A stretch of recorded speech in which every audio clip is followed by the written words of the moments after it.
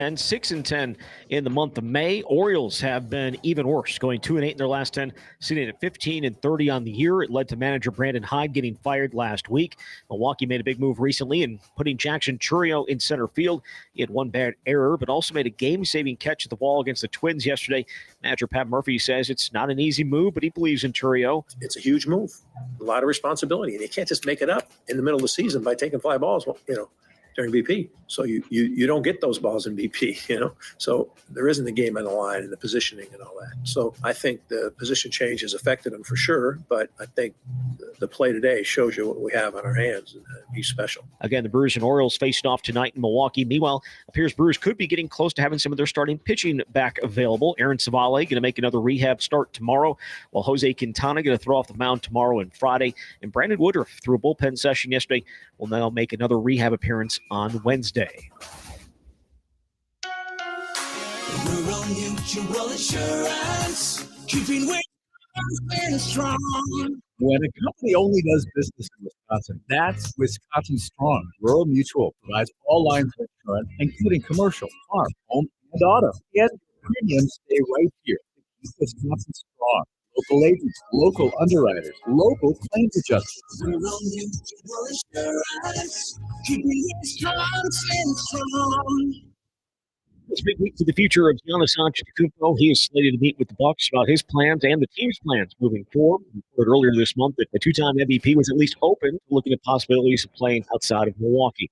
With this Wisconsin Sports Zone Network update, I'm Zach Heil. I trust the players. I like the players. I think they're good. Now, did we go spend a lot of money in the offseason, guys? Let's call a spade a spade. No, we didn't. Are we real deep in the position player business? No, we're not. But we have good ones. And we have ones that aren't getting the results right now and aren't in the best state of mind. But that's the beauty of this thing. Maybe there'll be a different journey around the track this year. This is where Wisconsin gathers to talk sports. Packers, Brewers, Badgers, Bucks. The Wisco Sports Show is on the air. Now, here's your host, Grant Bills. I love Pat Murphy. For the first, 18, 19, 20, 21, 22, 23, 20, first 5 or 6 years of this show, Craig Counsell is the Brewers manager. You play the clips from the press conferences. We react to it. And I think members of the Brewers beat, too, got so used to Craig Counsell and what postgame and pregame pressers were like with Craig. And then Pat Murphy started managing the team last year. It's like, oh, this is a gold mine. Every single night, every time he sits down for a presser before or after a game, he's always going to give you something.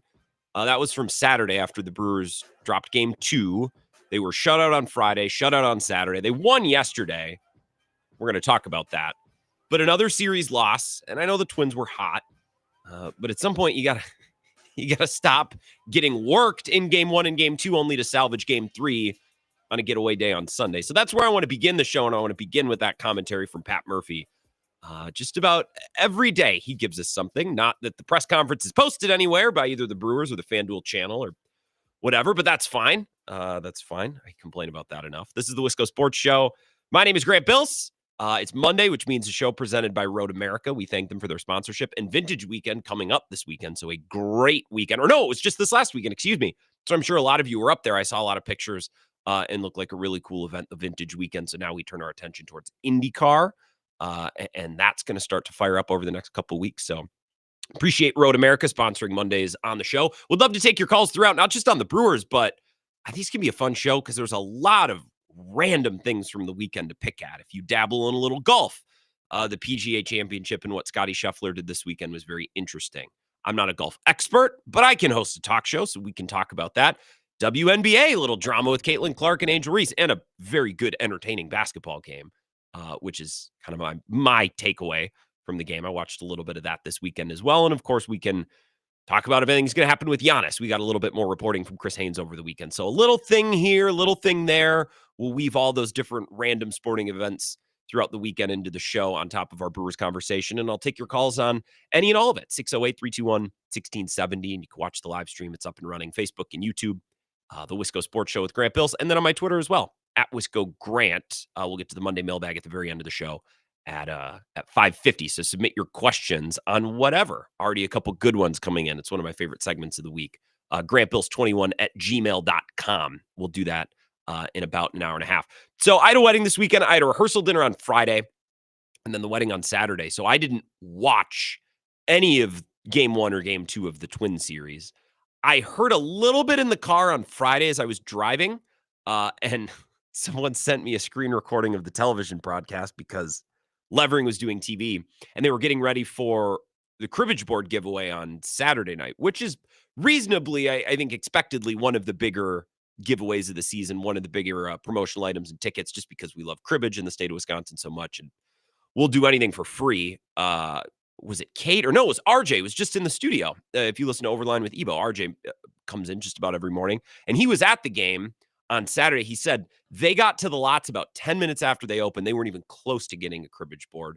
He said some people camped out to get one. And I'm like, well, they're getting sold on eBay for like 60, 70 bucks. And I know that's a little steep, but I think I'd pay $300 just to avoid sleeping outside. But that's Wisconsin. We'll take whatever's free, especially if it's related to beer or brats or Quick Trip or cribbage boards or something to do with euchre. So that wasn't surprising. But Levering and the television broadcast was kind of hyping it up on Friday, and Levering made this comment. It's like, well, if tomorrow night's going like tonight, or if the team keeps playing like this, there might be people playing cribbage in the stadium. I'm like, oh boy, like that's about as strong as you'll hear from a team broadcaster, especially Levering, who's awesome. Not a criticism of Levering, but I heard that. I'm like, oh, that's about as strong as you'll get from a team broadcaster. 4 shutouts in 5 games, lifeless, no edge, no focus, daunted as ever. And I know they won yesterday. I don't want to be Johnny Raincloud here, but let's talk about how they won yesterday. Let's break it down. Okay. Well, the pitching was very, very good. Freddie Peralta was excellent, and the bullpen did its job. But they scored 5 runs, and this is how they scored their 5 runs. Okay. The second inning, they go Yelich single, Hoskins single, Collins bunt, Frelick single. Okay, so there's a run.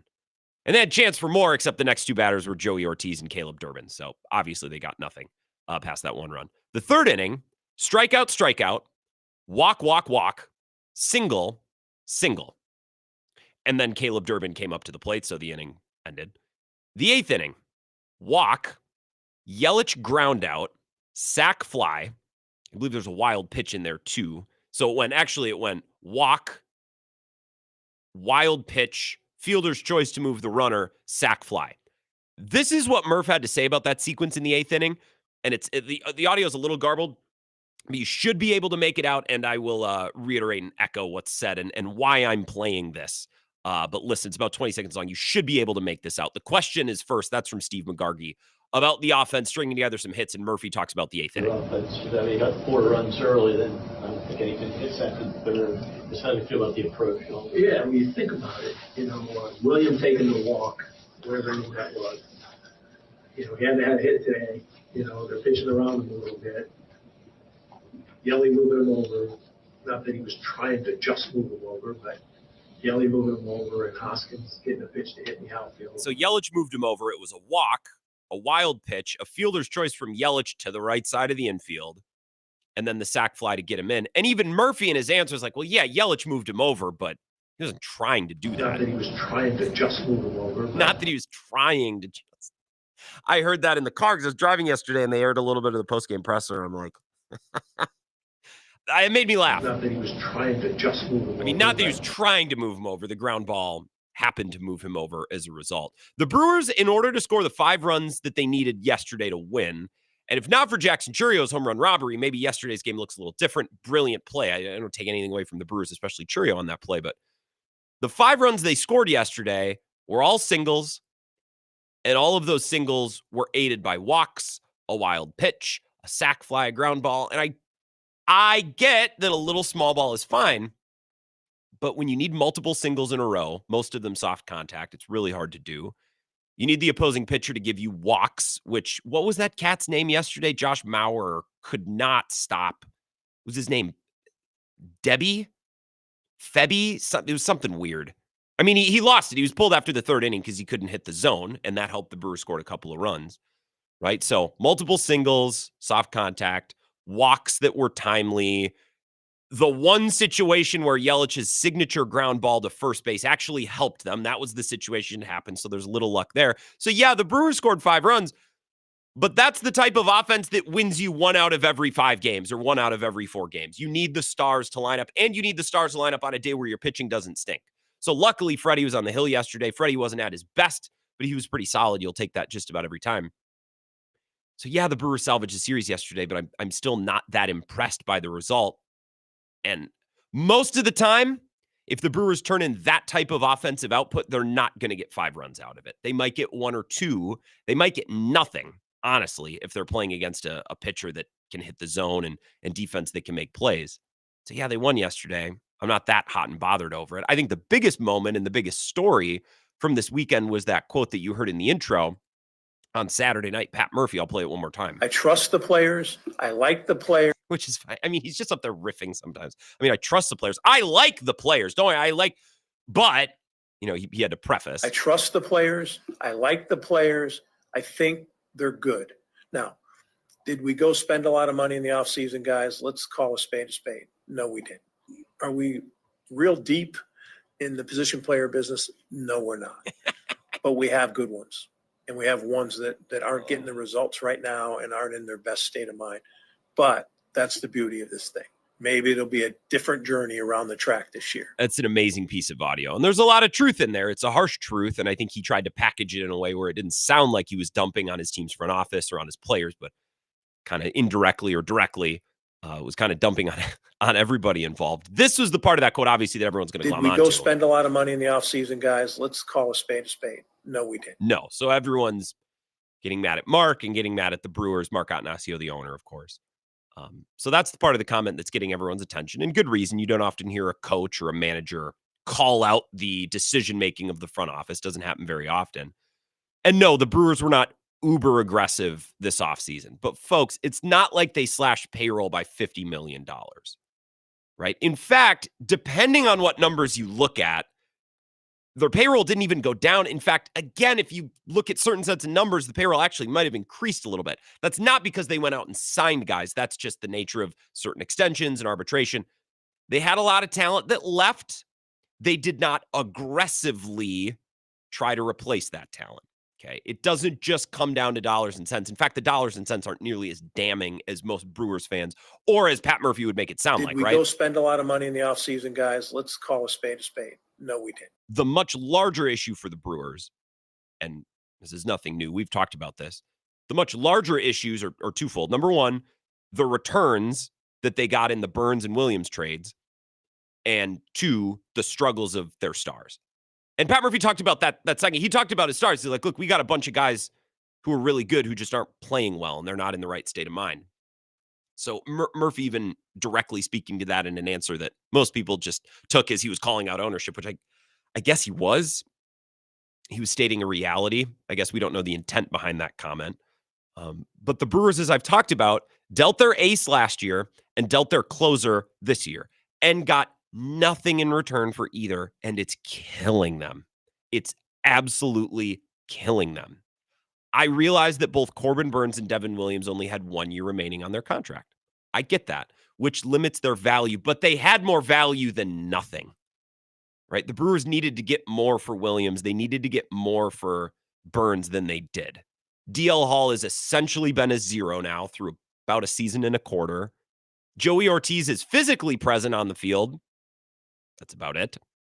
Nestor Cortez has been a zero. In fact, he's probably been a net negative so far because his first start was so god-awful, right? He actually needs to come back and perform a little bit just to get back to being nothing. He's been worse than nothing. And Caleb Durbin, he's just not a major leaguer. He's not a plus bat. He doesn't provide anything they didn't already have in spades. Soft contact, right? Low strikeout percentage, although he has been striking out more often than I'd like for a player with that profile, especially this weekend. The Brewers just didn't put the bat on the ball nearly enough. But he also can't play defense. So in back-to-back off seasons, the Brewers cashed in 2 of their largest possible chips and got nothing back. That could change. DL Hall could join the major league club next month and be unbelievable down the stretch. Oh, okay, sure. Joey Ortiz could get white hot anytime. Sure. Nestor Cortez could come back in late June. I think that's probably the earliest we're going to see him. Maybe he's good. But through this moment in time, the show is on the air today on May 19th. all players that were received back in trades of Corbin Burns and Devin Williams have sucked. There hasn't been nearly enough value coming back to the Brewers there, and that's hurting them more than their payroll. The other thing that's hurting them more than their payroll is their stars not performing, right? And again, Murphy hit that in the second half of that comment. Everyone's glomming on and listening to comments about the payroll, but it's the second half of the comment that's probably even more pressing of an issue. But we have good ones, and we have ones that aren't getting the results right now and aren't in their best state of mind. But that's the beauty of this thing. Maybe it'll be a different journey around the track this year. I don't know if I'm seeing the beauty. I get what he's saying. Like, every season is different. Players who had great seasons last year are struggling this year. A player like Rhys Hoskins, who really struggled at times last year, although it was kind of okay because his role was like a sixth hitter, he's actually been really good this year. In fact, he's been way better than I could have even hoped. He's hitting for average, which has never been his player profile throughout his career. So he's even, I think, dug a little deeper and provided some things for this club this year that he normally hasn't provided in the past. So the Brewers have actually gotten way more from Rhys Hoskins than even I think the most optimistic projections would have had fans hoping for. Yelich, Contreras, Chourio. You need way more from those guys. Way, way more for those guys.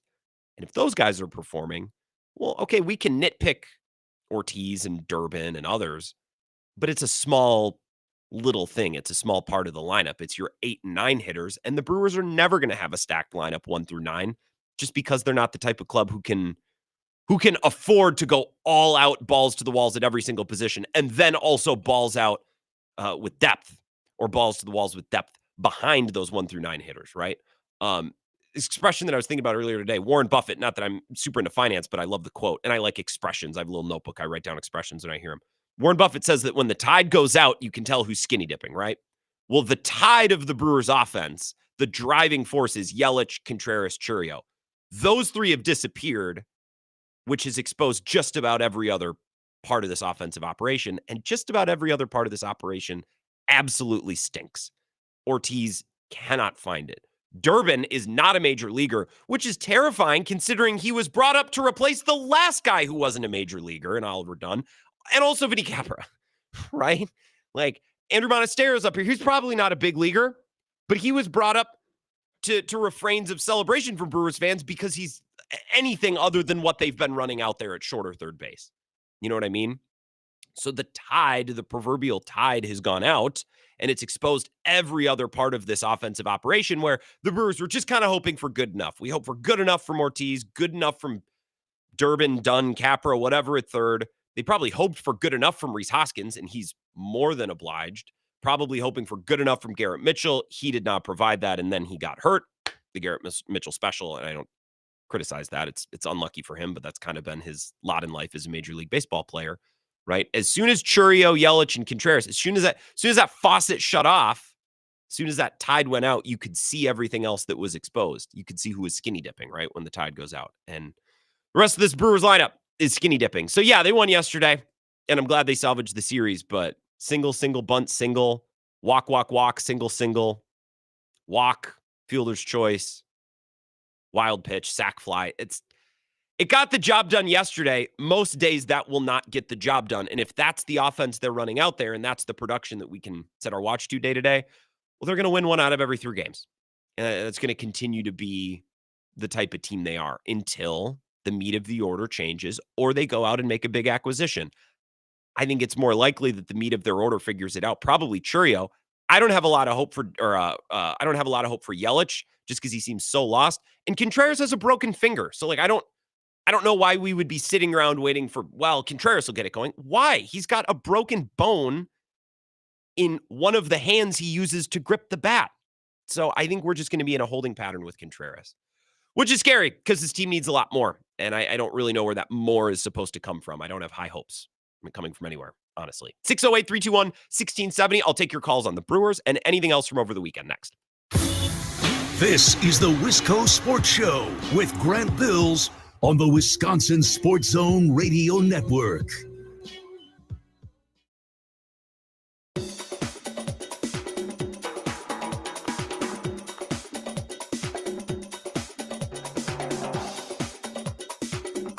The Wisco Sports Show will resume in 3 minutes.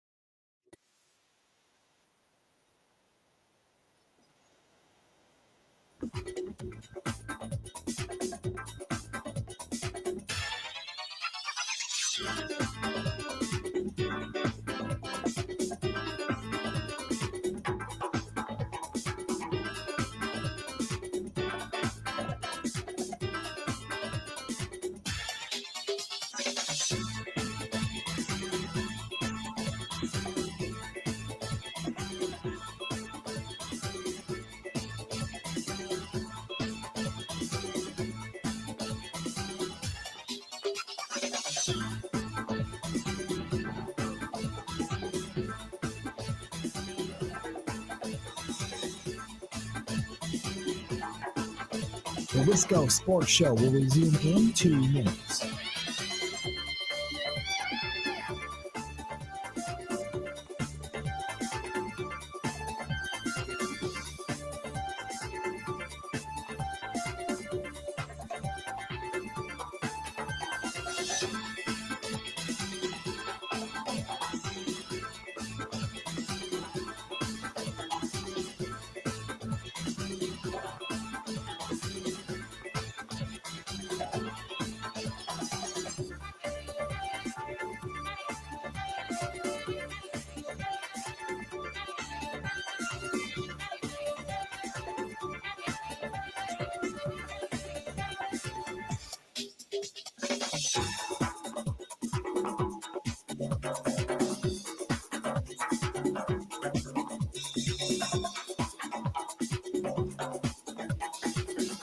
The Wisco Sports Show will resume in 1 minute.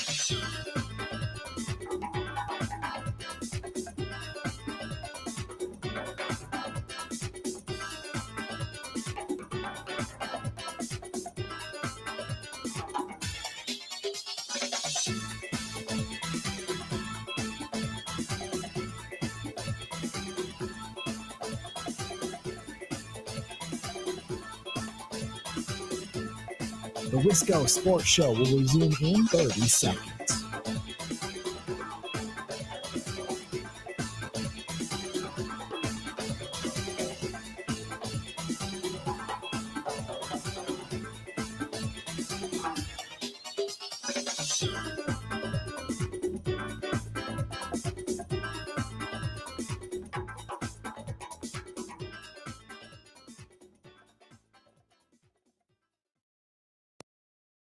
A lot.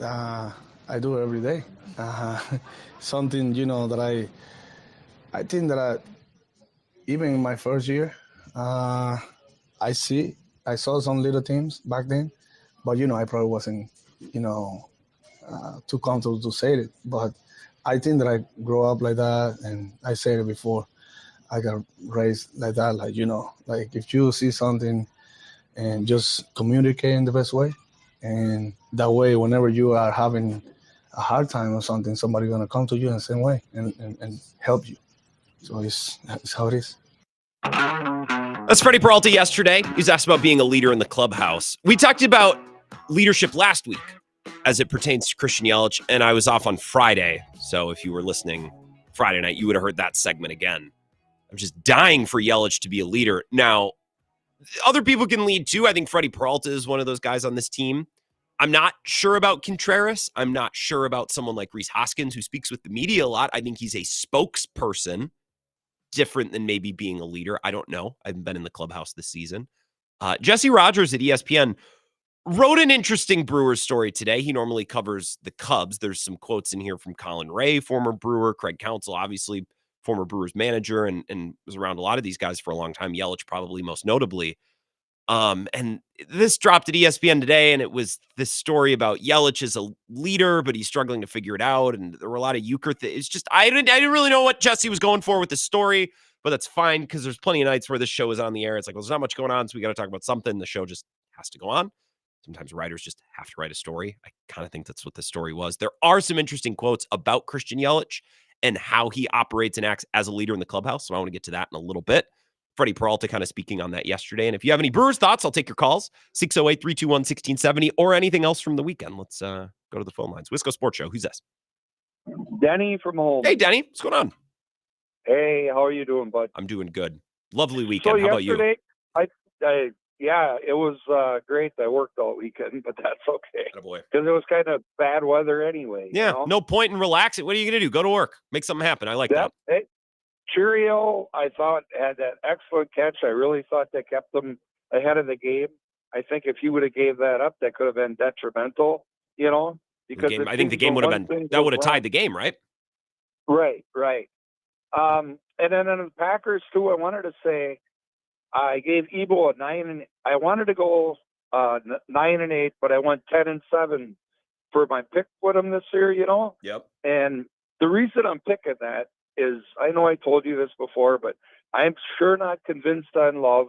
I hope that if he doesn't perform, that they have enough guts to take and put Willis in, or, you know, use Willis with Love. Sure. They've been talking about that because, I mean, look at that schedule. That schedule is tough, you know?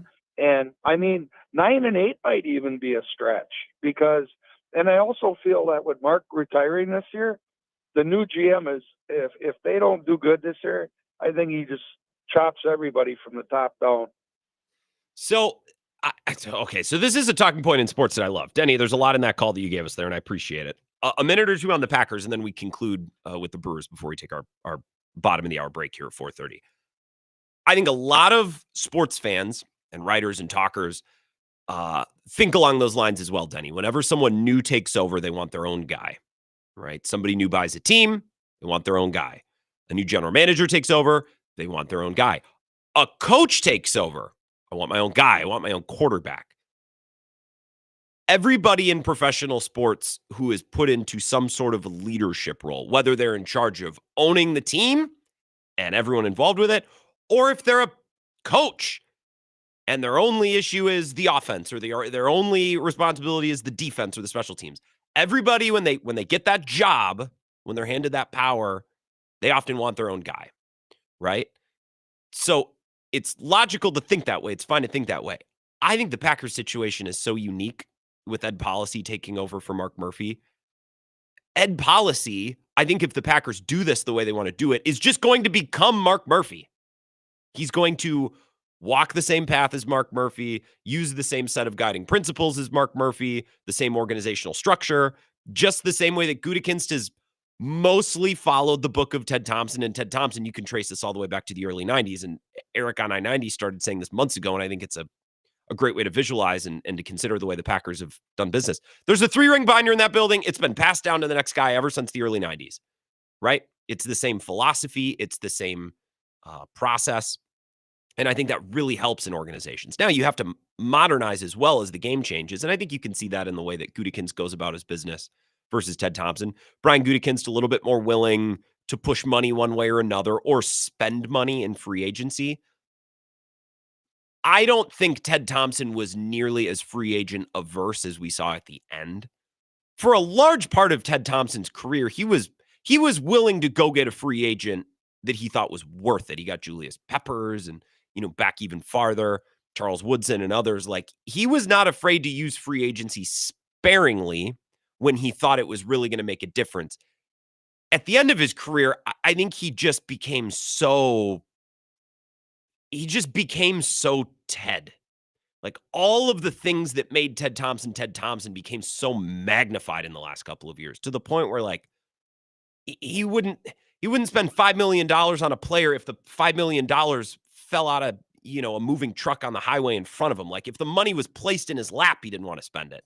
So I think if you look at Ted Thompson's career as general manager and his decision-making holistically, he was actually probably slightly more willing to spend free agency monies than the last couple of years would lead us to believe. And that's the taste that was left in our mouth at the end, right? So, but Brian Gutekunst has taken that another step. I think he uses a lot of the same draft principles, a lot of the same measurables and thresholds, a lot of the same team building philosophies, just a little bit more aggressive in 2025, knowing that if we spend a little money here, we can make up for it here. If we push out some money this way, then we can kind of make it back and get back to equilibrium a different way, where Ted Thompson was very much more of a financial traditionalist. So from step to step, or from generation to generation with the Packers, right, you've seen them maintain those same core principles while putting, a modern twist. And the game is changing. The CBA quite literally changes. So the thresholds and the financial kickers and all the things, the very rules by which the game is played has changed. So you should change your strategy as well. I don't think Ed Policy is going to take over and immediately want his own guy in place everywhere because Ed Policy's been there for over a decade. You know what I mean? It's not like he's coming from the business world. It's not like they're poaching a top lieutenant from the Rams or some other organization, and he's going to walk through the door at the building up the atrium up there in Green Bay and say, all right, now I'm going to show you how it's done. I'm sure Ed Policy is thinking, we've been showing people how it's done. So I don't think that Ed Policy, who is the successor to Mark Murphy, if you're not familiar with that name, it's not someone that we talk about a whole lot. We've talked so much about Mark Murphy leaving. We haven't exactly talked a lot about Ed Policy coming in. I just don't think he's going to take that approach. An approach that, Denny, you're right to consider because we see it all the time in sports. The Packers are just a little bit of an exception. And I wouldn't expect, I don't think there's going to be any sort of shakeup. I could be wrong. And if I am wrong, well, wow, Denny, then what an example of human nature at work. Because human nature and I guess, what's the word I'm looking for? Not cockiness, but self-assuredness or the feeling of a man getting power and immediately needing to exercise power.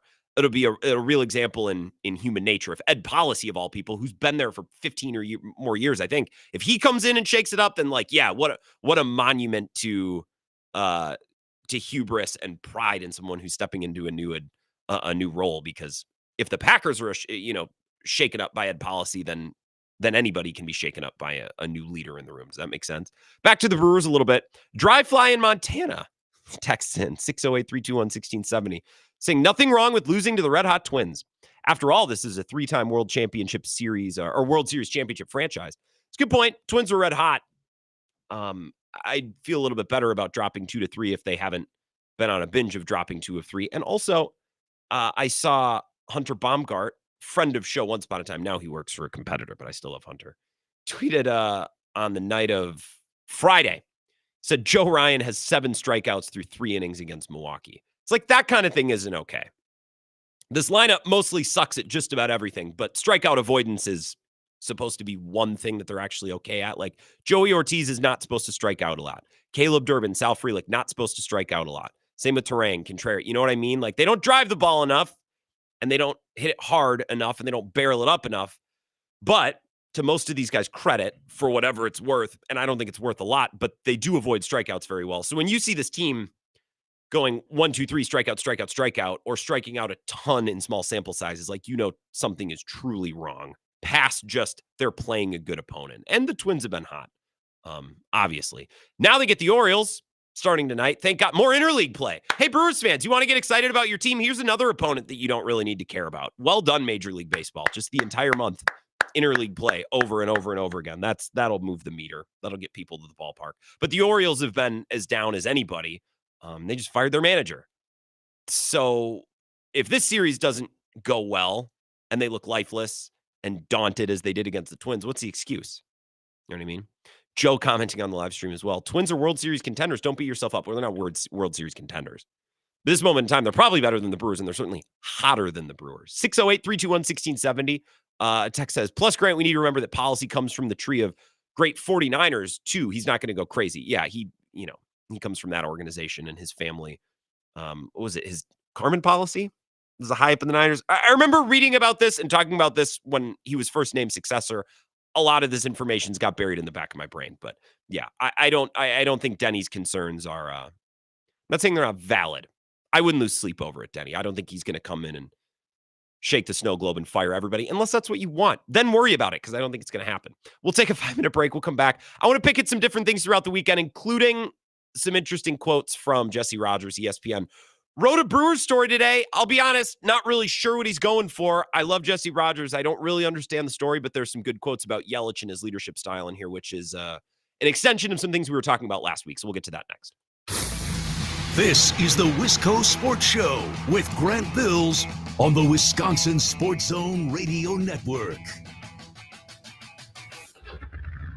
Bill Michaels here. Are your two wheels revved up? Because here it comes. The Big River Rally, where the river meets the road. It rolls into La Crosse on June 27th and 28th. Join us for a weekend packed with action. Stunt shows, a killer bike show, food trucks, all kinds of awesome vendors. Friday, Rod's River Run, with Texas Hippie Coalition lighting up the stage that night. Then Saturday, it's the Big River Rally Ride. Miles and miles of pure freedom. Then Saturday night, Drowning Pool rocks the house. Grab your tickets right now. BigRiverRally.com. That's BigRiverRally.com, and I'll see you there.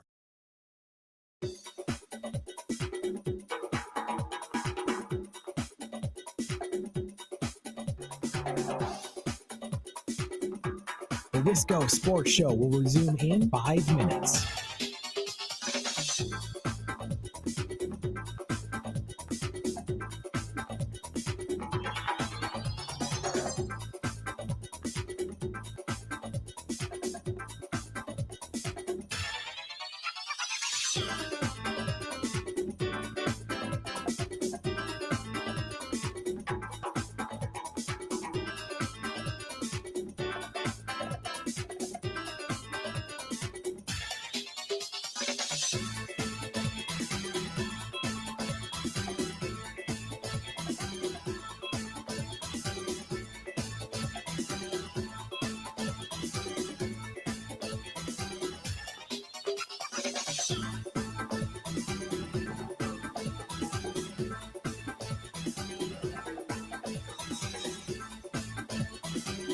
The Wisco Sports Show will resume in 4 minutes.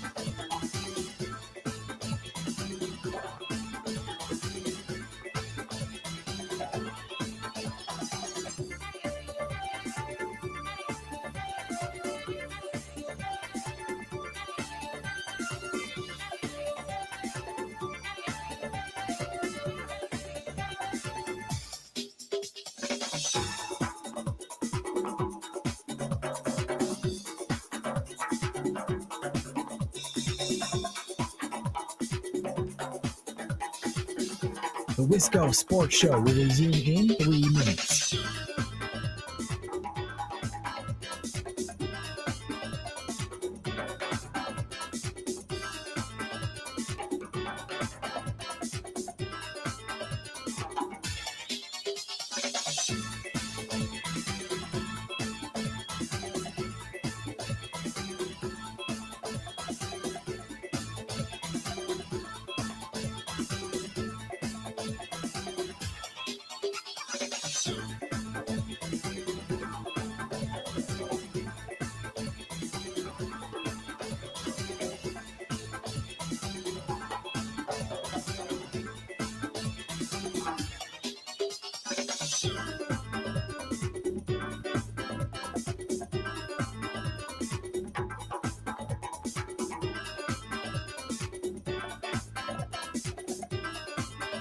The Wisco Sports Show will resume in 2 minutes.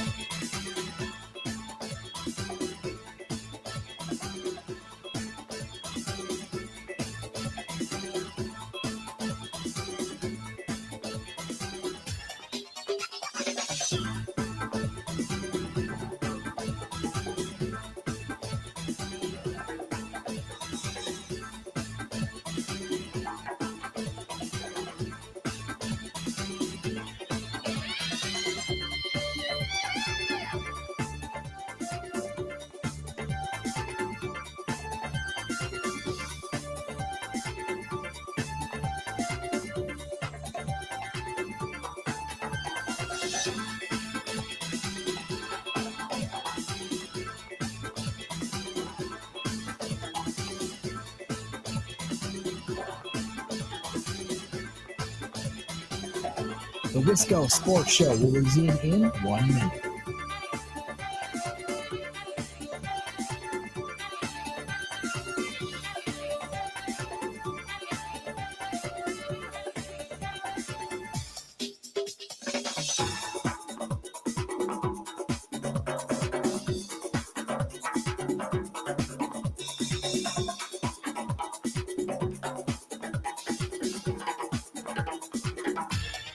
The Wisco Sports Show will resume in 30 seconds.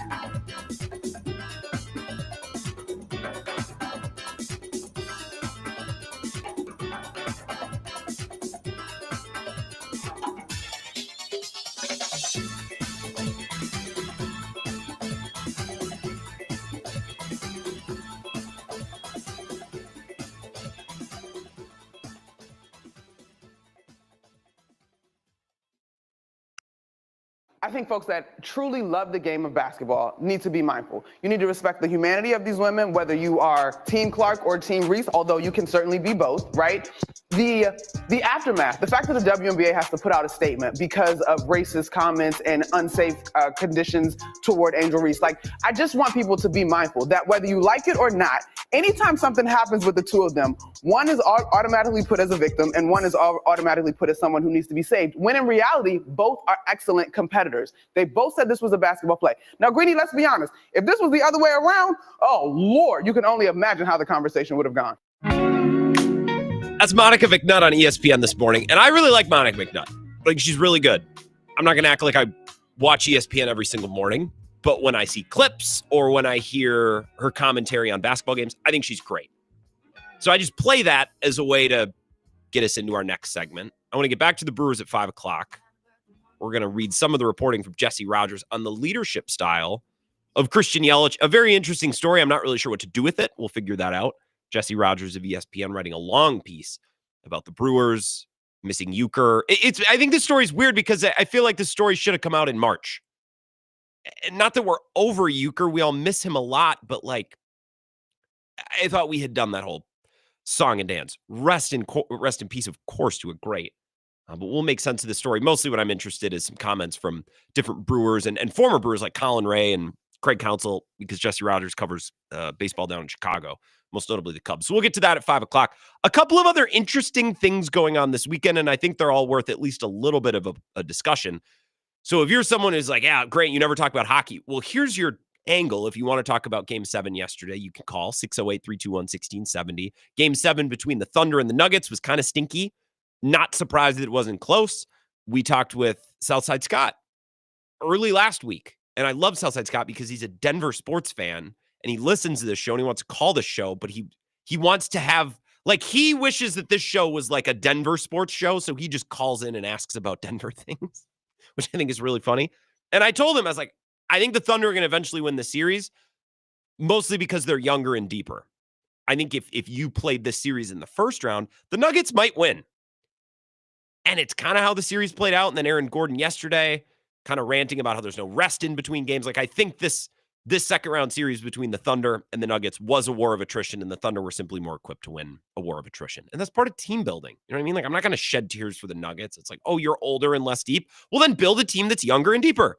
You know what I mean? And there's drawbacks to being a younger, deeper team too. And we saw that last year with the Thunder. We might just see it against the Wolves, or if they advance to the finals against the Knicks, the Pacers, whatever. So Game 7 in hockey yesterday, Game 7 in basketball yesterday, the PGA Championship. You know me, I'm not a golf expert, but I like talking about a good major. And one of the bigger stories from the weekend was Caitlin Clark versus Angel Reese. I watched the game. A lot of people watched the game. A lot of people attended the game. Dave Portnoy was there, which is how you know it's a big deal. Caitlin Clark is legit box office. Doesn't mean that you need to be a diehard WNBA fan. I certainly am not. But I'll turn on her game if there's nothing else going on. And that's a big deal. Not my viewership, but someone like me who's a sports fan, but doesn't have any sort of package to watch WNBA, doesn't have a WNBA team. Anybody like me, I know it sounds like a small thing, but getting people who've never once paid attention to a sporting product or a league to go, well, I'll occasionally throw it on if it's on. I mean, like, that doesn't sound like a big deal, but that's a big deal. Because how often did you throw on a random NBA game this season that wasn't the Bucks? I know I almost never did. It was a little bit of an outlier year. It just didn't grip me. It just didn't have me. It had me in the second round. Might have lost me. I tried to do Russillo and Simmons, and I lasted like 8 minutes this morning. But we had it for like 2 weeks. Maybe I'll get it back during the conference finals. We'll see. But I never casually turned on an NBA game this season. It was never like Wednesday night. I'm like, oh, you know what? The Wolves are playing the Cavs. I'll put that thing on. Like, no, I almost never did that. And along those same lines, I don't ever really throw on national MLB games. Sunday Night Baseball, Wednesday Night Baseball. Like, no. I'll just watch something else, or I'll go for a walk. You know what I mean? So for me, or someone like me, to say, yeah, if Caitlin Clark's playing and I got nothing going on, I'll watch it, especially if it's a game against Angel Reese. It's a good rivalry. Like, that's a big deal. It's a nice step for the league. I do, however, need every single person involved in this situation to grow up. Like, people on the internet, fans in the building, people who talk about the games. This is Monica McNutt one more time. This is just a little bit of analysis this morning on ESPN. I think folks that truly love the game of basketball need to be mindful. You need to respect the humanity of these women, whether you are Team Clark or Team Reese, although you can certainly be both, right? The aftermath, the fact that the WNBA has to put out a statement because of racist comments and unsafe conditions toward Angel Reese. Like, I just want people to be mindful that whether you like it or not, anytime something happens with the two of them, one is automatically put as a victim and one is automatically put as someone who needs to be saved, when in reality, both are excellent competitors. They both said this was a basketball play. Now, Greeny, let's be honest. If this was the other way around, oh, Lord, you can only imagine how the conversation would have gone. Well, I think the conversation would go differently because Caitlin Clark is a better player and a lot more people like Caitlin Clark. Now, if you want to get into why more people like her, if you think more people like her for a reason that's not just because she's a much better player, well, that's your bag. You can knock yourself out. But we had an electric performance by Caitlin Clark. She has a triple-double, which in the NBA, I saw a stat somewhere. She's like, she has 3 career triple-doubles now, and she's already like, I don't remember, but like top 10, top 5, like playing a season and a game. Like, she's already near the top of the league in WNBA history in triple-doubles, just for one metric. So, like, she is a phenom and unbelievable. And especially when she's playing Angel Reese, which is a rivalry that dates back to college, people are going to watch because there's some real juice there and there's more energy in the building and there's just more there. It's a great television product, very entertaining. You know what I did when this game was being played? I watched it, not all of it, but I watched some of it. I got my fill. I said, that was worthwhile. I turned it off. And then you want to know what I did? I went on with my life and I just continued living my life. I did not need to have a breakdown on whether Caitlin Clark's foul on Angel Reese was anything more than a basketball foul. They reviewed it. They looked at it at the game, and then I moved on. I certainly am not going to commit any time to it after the game. I'm not going to, like, people in the building, they're saying, well, there were racist undertones. There were racist, things thrown at Angel Reese. I don't know. I wasn't there. So if there were people there and that was going on, well, then the leagues investigate that kind of stuff, and then they weigh judgment, or people get tickets taken away, whatever. Why is it that every time Caitlin Clark and Angel Reese play a basketball game, it has to turn into a thing? It should be a very fun, simple thing for casual sports viewing. And I don't know why it's turned into anything more than that. Now, if Angel Reese throws a right hook and punches Caitlin Clark in the eye or vice versa, like, yeah, duh. Okay, so we're going to talk about that. But this game was nothing insane. It was nothing crazy. I just need everyone in this situation to grow up a little bit. It's like when you're a kid and you want to go to the pool and you're like, Mom and Dad, can you take me to the pool? Can you please take us to the pool? Can you take us to the pool? Can you take us to the pool? They're like, all right, we'll go for an hour or we'll go for 2 hours. And I was a lifeguard, 6 years. I did 6 tours of duty as a lifeguard at Wakanda Water Park. I saw a lot of stuff, okay?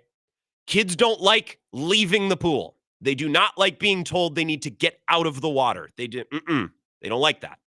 So the parent takes kid to the pool. They said, all right, we're going to be here an hour. We're going to be here 2 hours. Go play with your friends. Go nuts.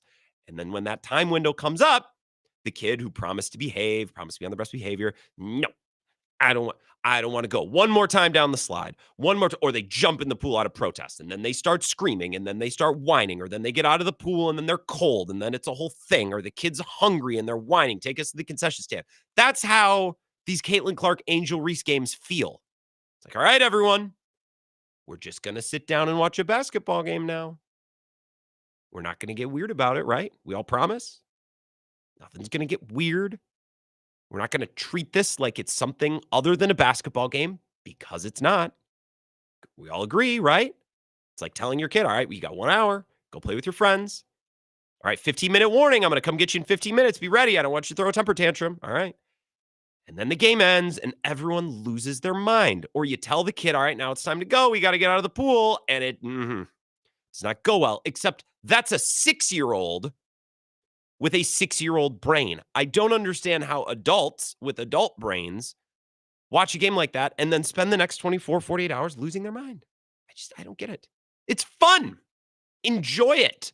Like, it's cool that the WNBA has a product that attracts casual viewers. And if you're a WNBA, diehard and you're like, you want to gatekeep, okay, well, just, you're being lame, right? And if you're someone who's recently started watching the NBA, well, then have some self-awareness and don't act like a prick about it. Be like, yeah, I'm kind of new here. I'm just watching it for fun. Like, you don't need to start lecturing people on the ins and outs of a league or a product that you've never watched.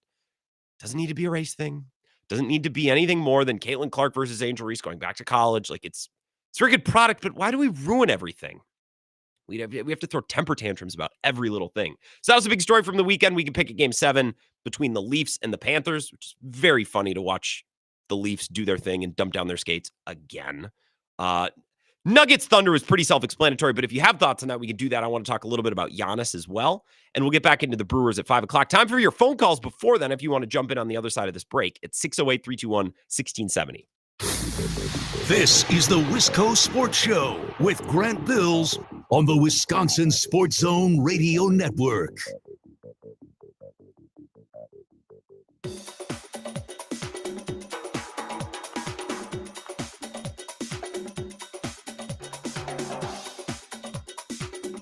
The Wisco Sports Show will resume in 3 minutes.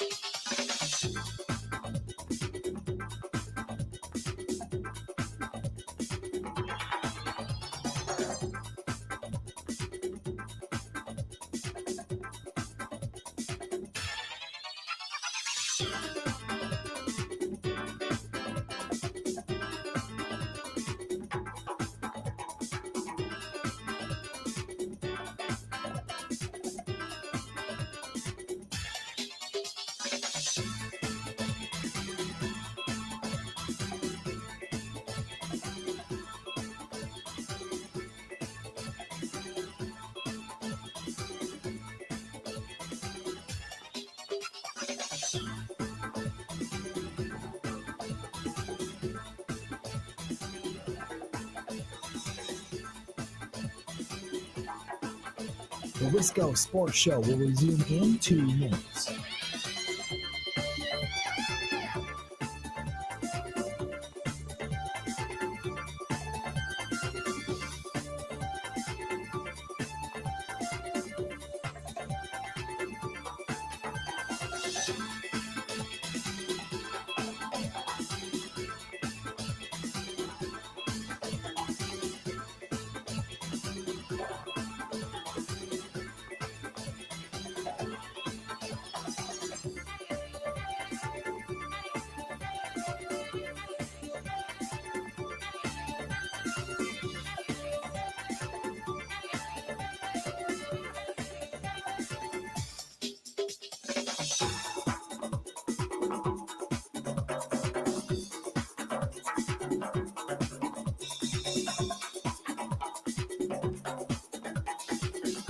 The Wisco Sports Show will resume in 1 minute.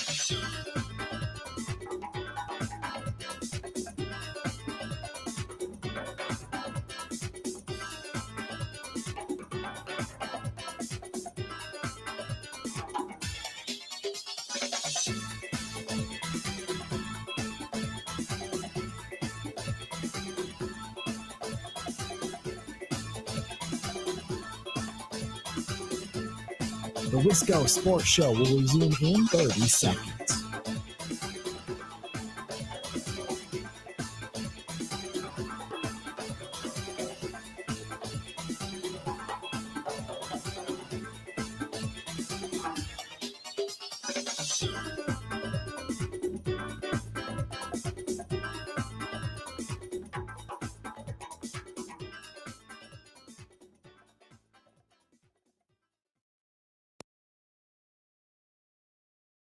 I was told the Bucks made contact with Giannis Antetokounmpo early as this morning, and sources relate to me that a meeting is expected to be scheduled for mid next week.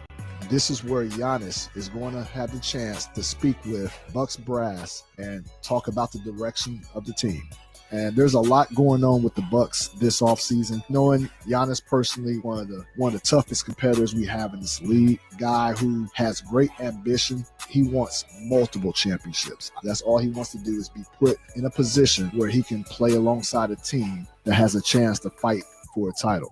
This is going to be a very, very crucial meeting next week. That's Chris Haynes in one of his Haynes briefs. Very clever. He shared that either last Thursday or Friday, I believe. So he's talking about, when he says next week, he's talking about this week, the week that we're currently beginning. So the Bucks will be having, I think, what most consider to be an exit meeting. It was funny when Shams reported a couple weeks ago. It's like, well, after the season is done, the Bucks will sit down with Giannis and they'll discuss their plans moving forward. A lot of people were like, well, that just kind of sounds like an exit interview. Now, of course, this one will be more important. I'm not being intentionally dense.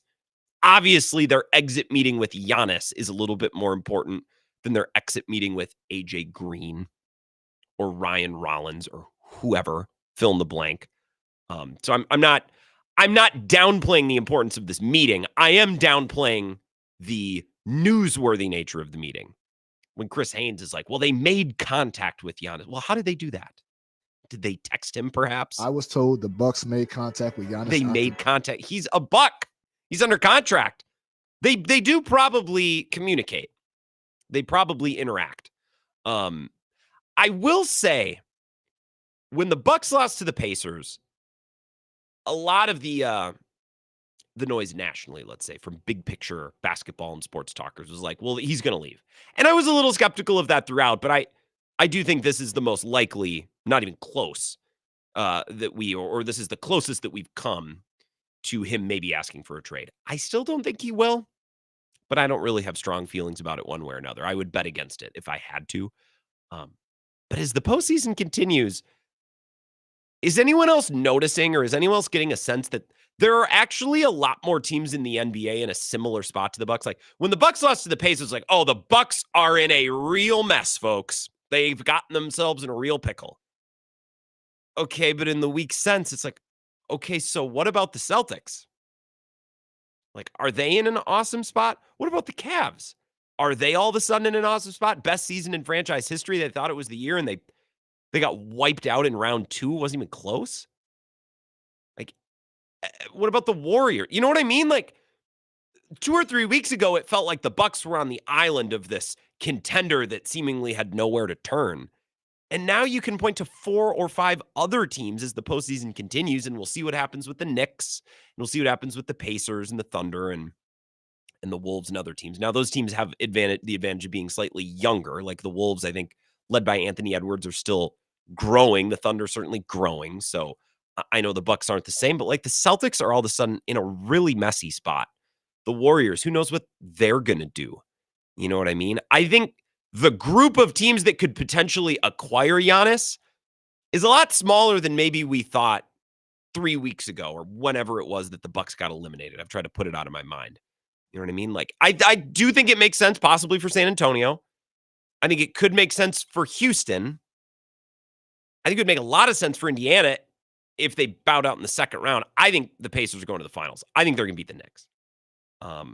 I think they're faster. They push the pace in a way that Boston doesn't. I think Boston played right into the hands of New York, and New York was a team specifically built to beat Boston. The same way that the Wolves were specifically built to beat the Nuggets last year. And then what happened? The Wolves got in a series in the conference finals against a Mavs team that was built differently. They scored at a higher clip. They weren't so slow and stagnant, and the Wolves got themselves beat. I kind of think the Pacers are going to the finals because they match up so well against the Knicks, or the Knicks match up so well against the Celtics, but they're not built to deal with a team like Indiana. I don't know that there are really many teams to deal with Indiana.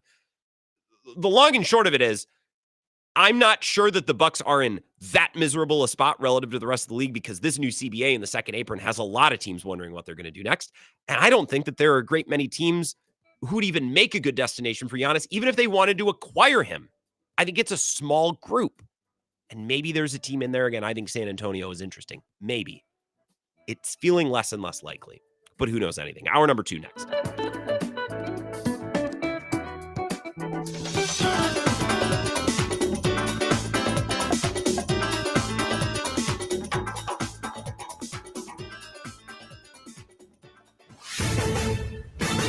This is a Wisconsin Sports Zone update. Well, Matthew Golden officially in the fold for the Packers. The team announced the signing of the first-round pick this afternoon, leaves him with just one unsigned pick, second-round tackle Anthony Belton. Golden became the first wide receiver taken in the first round by the Packers since 2002.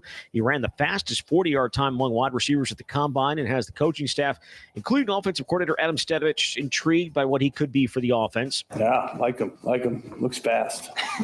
Yeah, we'll see. Once we get out there, obviously OTAs, you'll kind of get a feel for him. But I'm really excited to kind of see as we progress through training camp and all that stuff, the plays he's going to make. I'm fired up about it. Packers are in the midst of phase 2 of their offseason program. Phase 3 kicks in later this month with OTAs. Turning to the Brewers, they're opening up a 3-game series against the Orioles tonight at American Family Field. Quinn Priester had been slated to start, but manager Pat Murphy going with an opener and Rob Zastryzny.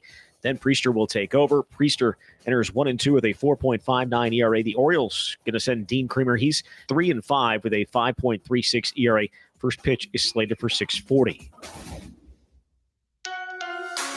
Rural Mutual Insurance, keeping Wisconsin strong. When a company only does business in Wisconsin, that's Wisconsin Strong. Rural Mutual provides all lines of insurance, including commercial, farm, home, and auto. And your premiums stay right here to keep Wisconsin strong. Local agents, local underwriters, local claims adjusters. Rural Mutual Insurance, keeping Wisconsin strong.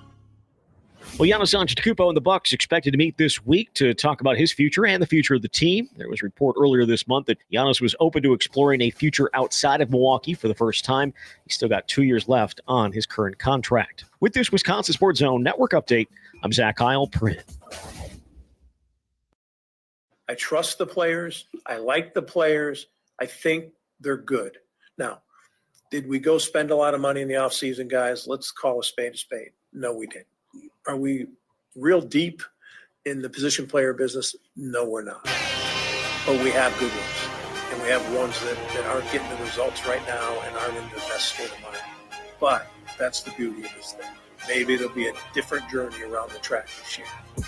This is where Wisconsin gathers to talk sports. Packers, Brewers, Badgers, Bucks. The Wisco Sports Show is on the air. Now, here's your host, Grant Bills. If anyone wants more educated analysis and even reporting about Giannis, Jim Ozarski going to be in with Bill in studio tomorrow. Now, Jim is not on Twitter. He has a Twitter account, and I think he might even post links to stories. And I can check. But he doesn't comment. He doesn't talk. In fact, I don't even know. He might have locked or even deleted his account. Jim Ozarski, he hasn't tweeted since November 15th. He's on Blue Sky all the time. And every once in a while, I have to go over there and just read his profile because he throws it around. Like, he's been reporting pretty strongly and confidently that Giannis will not be traded. And so he can add a little bit to this this last week or so. First, Shams reporting last Monday. Conveniently at the start of business for most sports media shows and networks and stuff. It's like, well, Giannis is open to it. It's like, well, I should hope so. I'm open to just about everything when I get up in the morning. And then Chris Haynes reporting at the end of last week that the Bucks and Giannis will be meeting this week at some point to discuss things. So we'll have more from Jim Ozarski on our network on Bill's show tomorrow. He'll be in studio. I don't know which hour, but you can always catch it in the podcast, or if you watch Bill's live stream, you can always rewind it. It's always nice to have Jim for a more extended conversation. Jim is very, very good.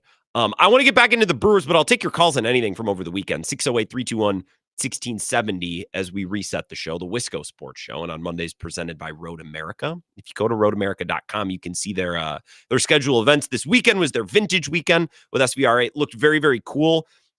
When we started working with Road America, I looked at the schedule for the summer and I kind of circled some things that I'm like, oh, that would be up my alley. That would be up my alley. Vintage weekend was number one. I just had a wedding this weekend, so I was unable to go. Now we turn our attention towards IndyCar, which is going to be taking place next month. But there's some qualifying and build up.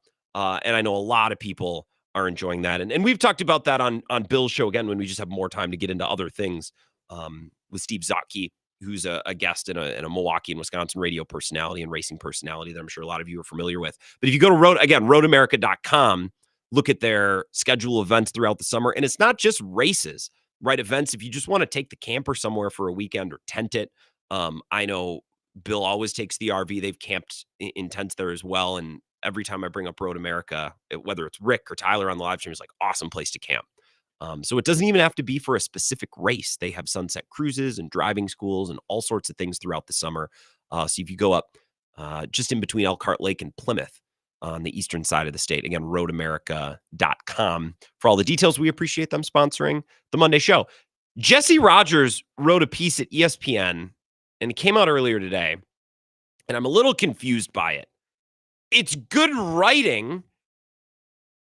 I question what Jesse's driving for in this story. The story is titled How Christian Yelich is Carrying on Bob Uecker's Legacy.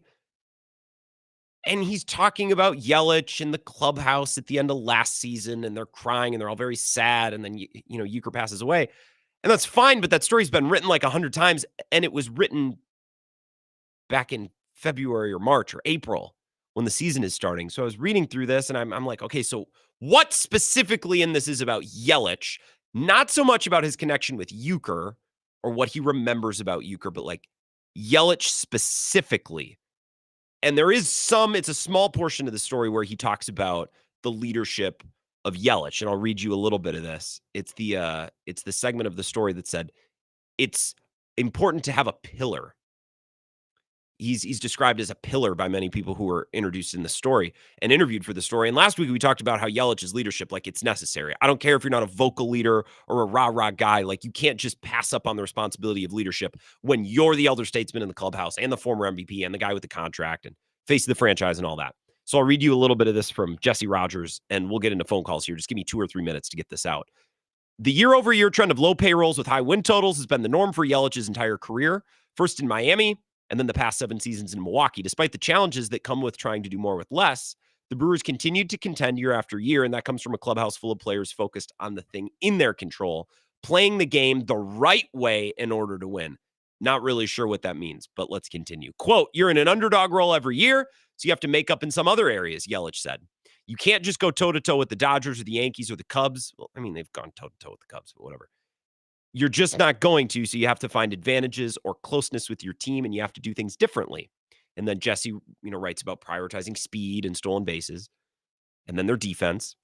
And then he writes, "Yelich, despite making a costly error in San Francisco last month." Again, what is this story? That was so long ago. He has been front and center in backing his manager up. Quote, "He knows the things that I'm about. He stands behind me," Murphy said. "It's essential to have that pillar." After his arrival in Milwaukee and elevation to one of the game's best players, Yelich quickly understood that the Brewers' way was the path to success. What a team's best player is playing the game the right way, or when a team best player is playing the game the right way, others take notice. I still don't know what that means.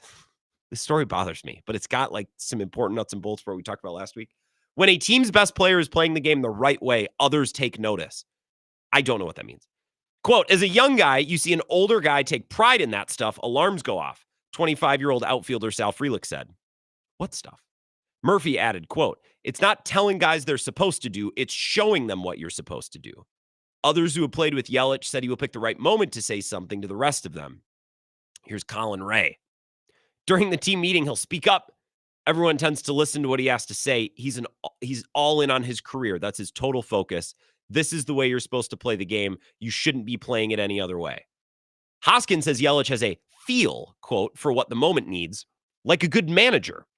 He has a feel. The outfielder quickly understood his role. It expanded when he signed his 9-year, $215 million contract.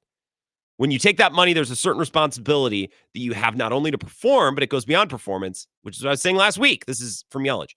"I think for me, you still have to impact people, and you have to do right by the organization. You can't just take the money and shut it down whether you're playing good or not."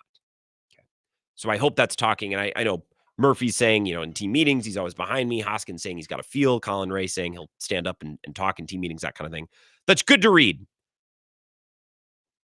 He keeps saying in the story, Yelich plays the game the right way. He's focused on the right things. I would like to know what he's referring to, if it's just defense or I don't know, whatever it is. But there were some important quotes in there of Yelich's leadership and presence in the clubhouse, which I wanted to at least pass along to you because we discussed it last week. 608-321-1670, Wisco Sports Show. Who's this? It's Darnell. Hey, Darnell, what's going on? Right now, Yelich is upholding Uecker's legacy by batting what Euchre averaged. Yeah, in the league. that was a 91-mile-an-hour fastball right down the middle of the plate. Thank you for nailing it. He is playing like crap this year. Really, really bad. It's nice to read that he does have a voice and steps up occasionally or when he feels right in meetings. But his performance is a big part of the reason why they suck offensively so bad this year. Well, and on top of that, if you're reading and this man is writing that he's playing and doing all the right things, and I need to know what these right things are, because you mentioned defense, and he's like DH like 85% of the games, so yeah, he's not playing defense. He's not hitting despite being the designated hitter. He's somehow worse than Churio in the field, right? Obviously, yesterday's fantastic play aside, right? Yeah, it's been kind of tough to watch Jackson out in the field, and somehow Yelich is a worse option if he's not out there. So, boy, I need to know what he's doing the right way. Yeah, the right way. Like, what are these right things that are happening? Because I'm seeing a lot of regression. So, yeah, that is the timing of that article seems very odd. Well, they're in the midst of like their worst stretch in 10 years. Yeah, we're getting close. Yeah, I don't know about 10 years, but 7 or 8 for sure. The only reason that I even bring this article up is because there were direct quotes from players and coaches about how Yelich leads, which I think is important. He's provided so little in terms of offense or defense. The problem is Yelich has been mostly a DH, but he sucks at hitting this year. And then Contreras is DH too, but Contreras has actually been much better behind the plate. His biggest value add for the Brewers this year has been throwing guys out. So, like, could we make Contreras the designated catcher? And then Yelich, it's probably best for this team if Yelich doesn't even play, but you're supposed to put Bowers out there. He's not much better defensively. And I know he had a nice week about a week ago, but it's Jake Bowers. That's about all you can count on him for. Well, and on top of that, you can't sit him because he makes too much damn money. You know, it's like, yeah, I mean, that money's going in his pocket either way, though. I'm just not. The money is what it is and the contract is what it is. I'm not going to allow that to color my takes. Now, I think with the contract and his tenure with the team, he should be expected to be a spokesperson and a leader on some level. But other than that, like, that money's going into his bank account either way. You know what I mean? And one other thing, with his impact in the locker room and how he's the pillar of the locker room and he's speaking up in meetings, does he need to speak up less? Because it seems like these meetings aren't doing much. Dude, I love Sports Talk Radio because last week I'm banging the desk and we're doing segments about how Yelich needs to speak up more. And then we learned that he has been speaking up and we're like, wait, actually, maybe he should stop.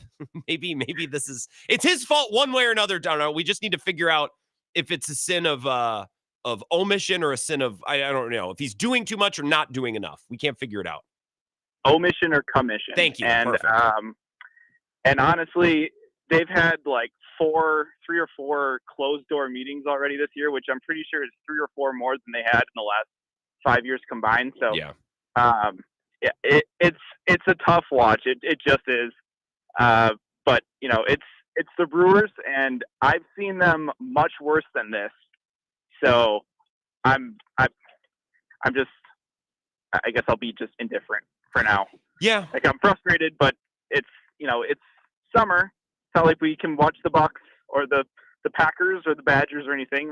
We're kind of stuck with the Brewers, so this is what we do. This is what we do in Wisconsin during the summer. It's kind of been our reality since birth, is we're just kind of stuck with them. That's a good call, Darnell. I appreciate it. Another part of the story that I don't really get. So he's writing about Euchre and the passing of Euchre. This is Jesse Rogers at ESPN. And Jesse's really good. I mean, not if he has Counsell. I don't think Counsell thinks he's really great because they got in a spat over Morel's approach at the plate last summer, if you remember that. I think that's a bad take. Remember that whole thing? I just don't understand why the story's coming out on May 19th, because the story's been written 100 different ways, and they came out months ago. The Milwaukee Brewers had just been eliminated, blah, blah, blah, blah, blah, 9th inning wildcard series. But Yelich wasn't necessarily getting emotional about just his team's loss. The tears came after a post-game interaction with legendary Milwaukee broadcaster Bob Uecker. The two shared a bond, grown out of years of mutual respect. Aside from Uecker, Yelich had become the face of the Brewers, an MVP season in 2018, followed by a huge contract extension to keep Yelich in town for the rest of his career. Cemented the man, as some players call Cap, as the guy in Milwaukee, after Uecker, of course. Yelich bridges the evolution of our franchise, going from Prince Fielder, Ryan Braun, and Ricky Weeks to Christian Yelich, general manager Matt Arnold told ESPN recently. I think he's somebody that's seen a lot in his life. Hold on. Yelich bridges the evolution of our franchise, going from Prince Fielder, Ryan Braun, and Ricky Weeks to Christian Yelich. Why is Ricky Weeks' name in there? Whatever. It's a small part of the story. It's a quote from Matt Arnold, which maybe makes sense if you look at the players that Matt Arnold targeted in the Corbin Burns and Devin Williams trade and what he gave up for Quinn Priester, who, by the way, needs an opener tonight. So that's great. I continue. When Uecker died in January at age 90, not long after that final game day interaction, it hit Yelich hard. Even if he had some inkling that the painful playoff loss might be Uecker's last, he had no way of knowing at the time that it would be Uecker's last day at American Family Field and that the 2024 season would be the final one shared with someone who had taught Yelich so much along the way. I think he knew. And I think it's been reported that he knew. I think Uecker told his condition sparingly to people, and wasn't Yelich one of them? So, Yelich told ESPN earlier this month, I think his biggest gift was that he was authentically himself. This is Bob Uecker. He genuinely cares how you're doing. Young player gets called up for the first time. He knows everything about him. First time he's ever met him. He knows where he went to school, where he's from, what's about him. I tried to learn from that. Okay, so just some musings from Jesse Rogers. I'm not really sure who the story is for or why it's being published now, but the Yelich leadership stuff is interesting. But to Darnell's point, maybe Yelich is trying to lead too much. Maybe he's bad at it, and they need him today. Completely flipped from last week. 608-321-1670 if you'd like to join the show. Still some things that we haven't picked out over the weekend. If you have any interest to talk about the PGA Championship, we could do that. Talked a little bit about Caitlin Clark, Angel Reese. It's just a game that I enjoyed watching. I don't know why everyone lost their mind over it, but I guess that's Caitlin Clark, Angel Reese. Anything from the weekend, Brewers, Packers, and the Monday Mailbag coming up in about a half hour. So submit your questions, grantbills21@gmail.com. This is the Wisco Sports Show with Grant Bills on the Wisconsin Sports Zone Radio Network.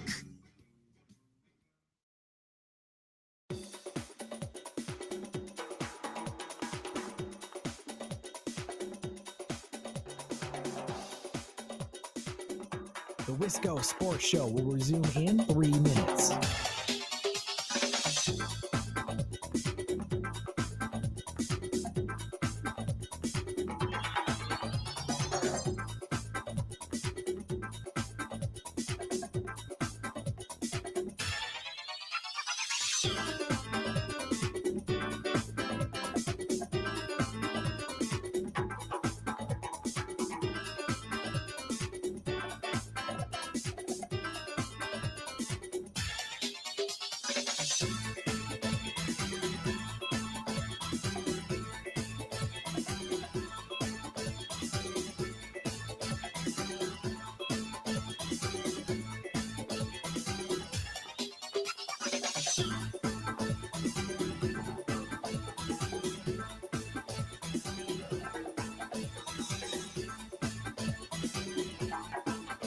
The Wisco Sports Show will resume in 2 minutes.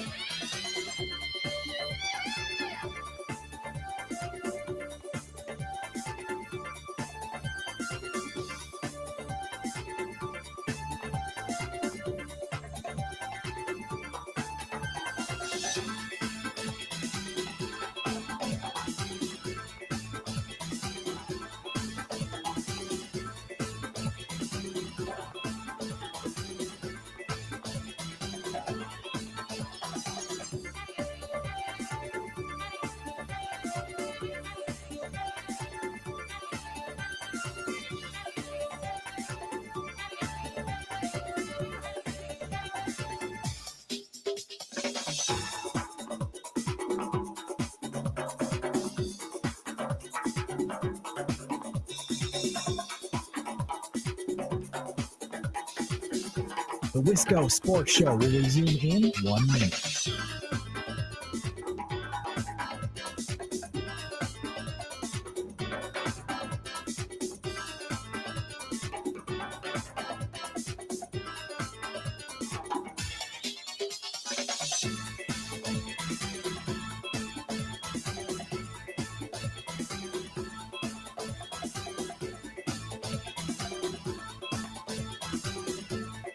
The Wisco Sports Show will resume in 30 seconds.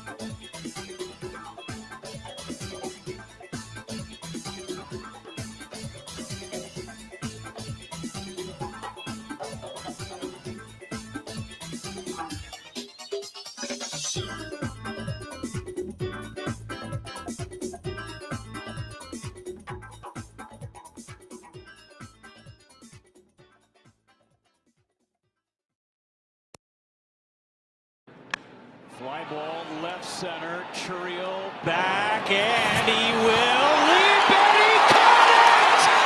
Churio brought it back! My goodness. Timed his leap perfectly and able to bring it back. That was a homer. Nice.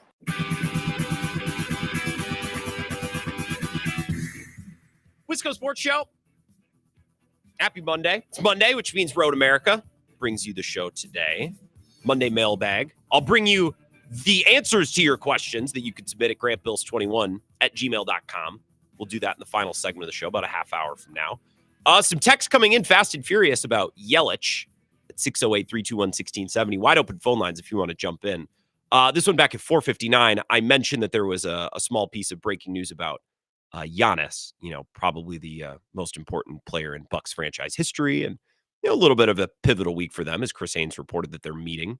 His text just says, "Get off the NBA. Nobody cares." Well, 3 minutes, and probably one of the 2 or 3 most important athletes in Wisconsin's state history. It's whatever. I just thought I'd sneak it in, try to sneak one past the goalie.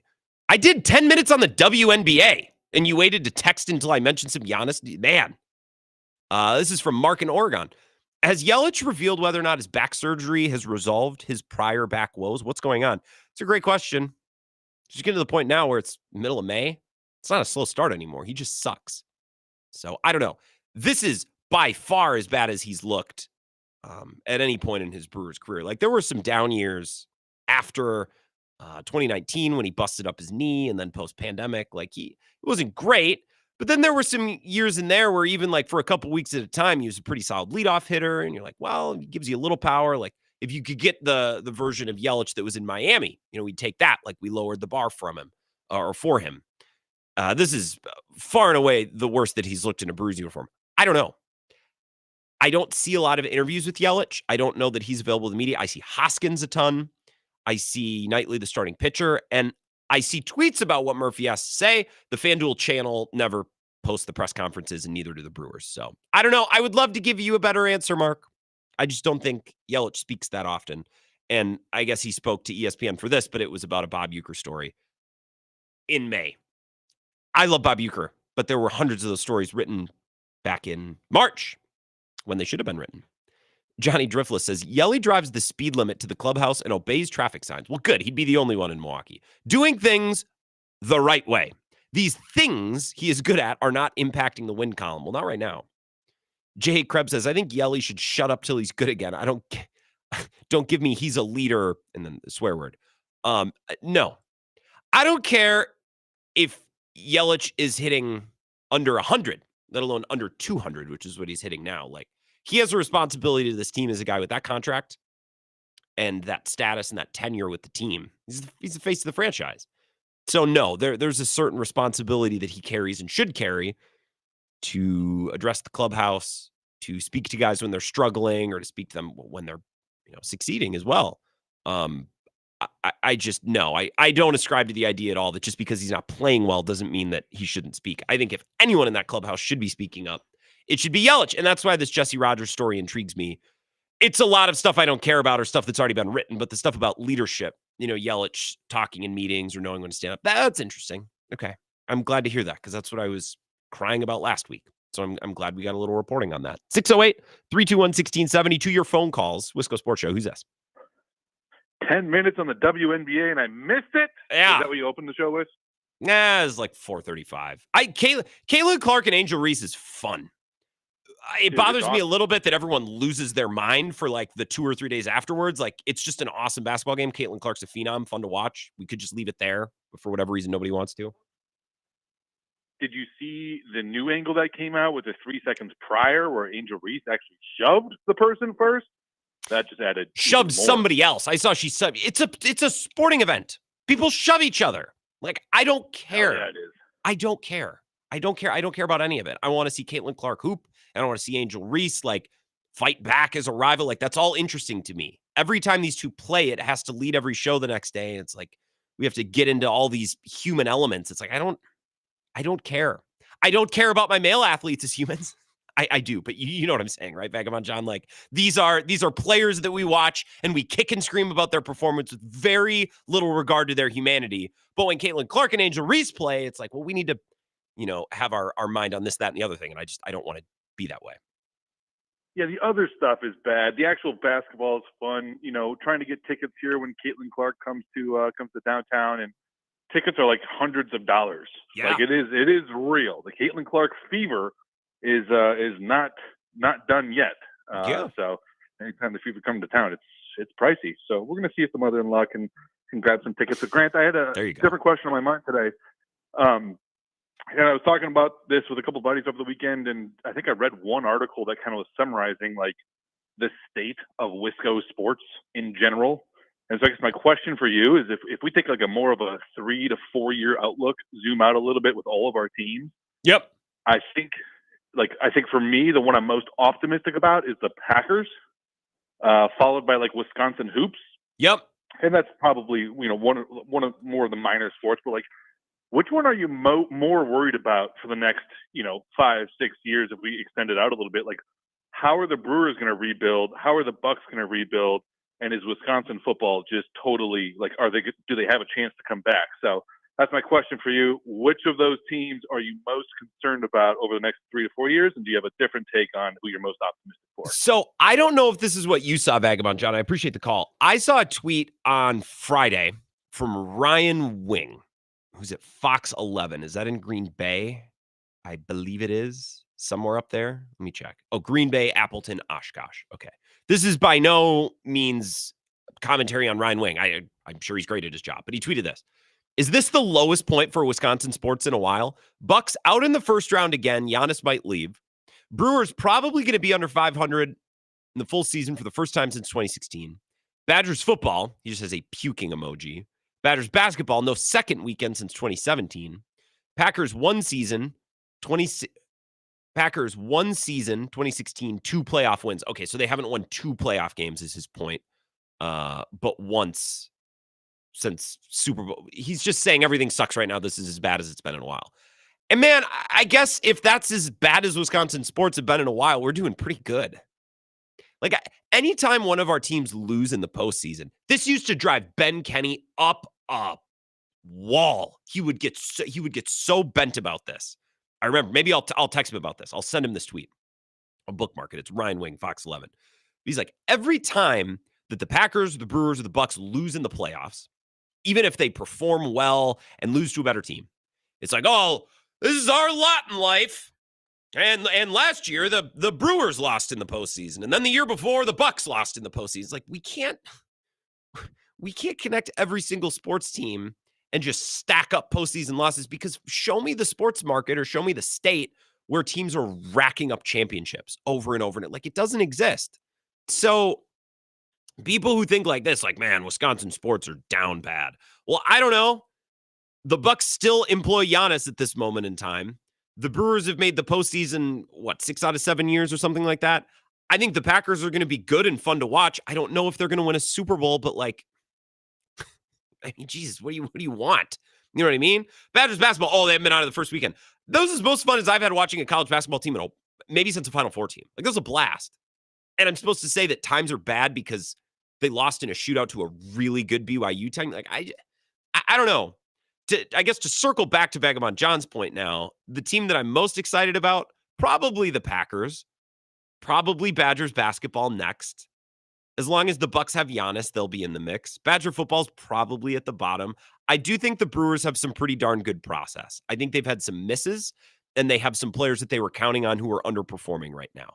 The fact that the offense is this bad and they're still 22-25 with this run differential and these offensive metrics, like, I actually think that speaks to how the Brewers are a pretty sturdy outfit, even if they miss the playoffs this year, which looks like it's probable. Things aren't that bad. So anytime I see tweets where it's just listing all of the crap we've gone through, it's like, that's just being a sports fan. You know what I mean? Like, even Boston, for 20 years, they had a great run. Their teams weren't winning championships every year. They'd have heartbreaking playoff losses too. So I'm not a fan of the woe is me. Wisconsin sports fans have it so bad. We won a title in 2021. I saw my team win a Super Bowl in 2010. Yeah, the Brewers are tough, but they're the Brewers. And I didn't envision at any point, like, ask someone in their 40s or 50s or 60s if they ever thought the Brewers were going to make the playoffs 6 out of 7 years. Well, but they expanded the playoffs. Okay, sure, but still, they're a team that was miserable for the better part of 20 or 30 years, and now they're in the mix, and they're competing, and they're fun. This year's the first down year in a while. 608-321-1670, another call. Wisco Sports Show. Who's this? Grant, it's Q. Hey, what's up, Q? I don't want to pile on the Brewers, but that Yelich contract goes through 2029. I don't really care. It's not a salary cap league. 2029, though. Okay. Q, I'm going to use this comment as a chance to rant about something very briefly, and this isn't about you. Here's what I hear from Brewers fans. I hear two things constantly. Oh, the Yelich contract, it goes forever. And then the other half of Brewers fans, I was like, why should I even be a fan of Freddie Peralta or Jackson Chourio? They're just going to leave at some point. What do you guys want? What do you want? How can I help you people? Because it's either, well, I'm not even going to like that guy because in 6 years he's going to leave anyways. Like, 6 years isn't a long time to have a great player. You know what I mean? Like, do you understand where I'm coming from, Q? I'm not yelling at you, but like, you understand how baseball teams are, especially like the Brewers, are in a tough spot with contracts. I think in the Mark Antanasio era, we're willing to pay maybe one or two players at a given time, like above market. So what do I want the Brewers to do? When we have a shot, I want them to bust through the door like it's the last shot they'll ever get. And that's what I've been clamoring for the last 3 or 4 years, because it felt like this cliff was coming. And hopefully we learned something from this year, and maybe the pitching thought will this come cliff together was in the coming? back. Because coming into this year, I thought, no, they'll probably be more of the same of the last couple of years. Like, I did not think that Yelich and Contreras and Chourio would all stink. Like, I didn't feel that this cliff was coming. I think there have been people like you who like to bellyache about spending, which is fine, just saying eventually it's going to catch up with you. Eventually it's going to catch up with you. And on the, the path to 6 out of 7 playoff experiences, now they finally have the down year and you want to treat it as an indictment against, the organization. Like, I don't think many people expected the Brewers to be this bad this year. I think most are surprised. I think you're putting words in my mouth a little bit. I think when we have surprise upside years, I want to capitalize on them. I don't want to trade players away and bring players in, pick a pass. And that, I appreciated your Bucks take on Giannis earlier. There's a lot of teams in the NBA like the Bucks right now. We still have Giannis, and if we trade him, we're going to get 5 firsts and young talent. We're going to restock the cabinets of that franchise very quickly.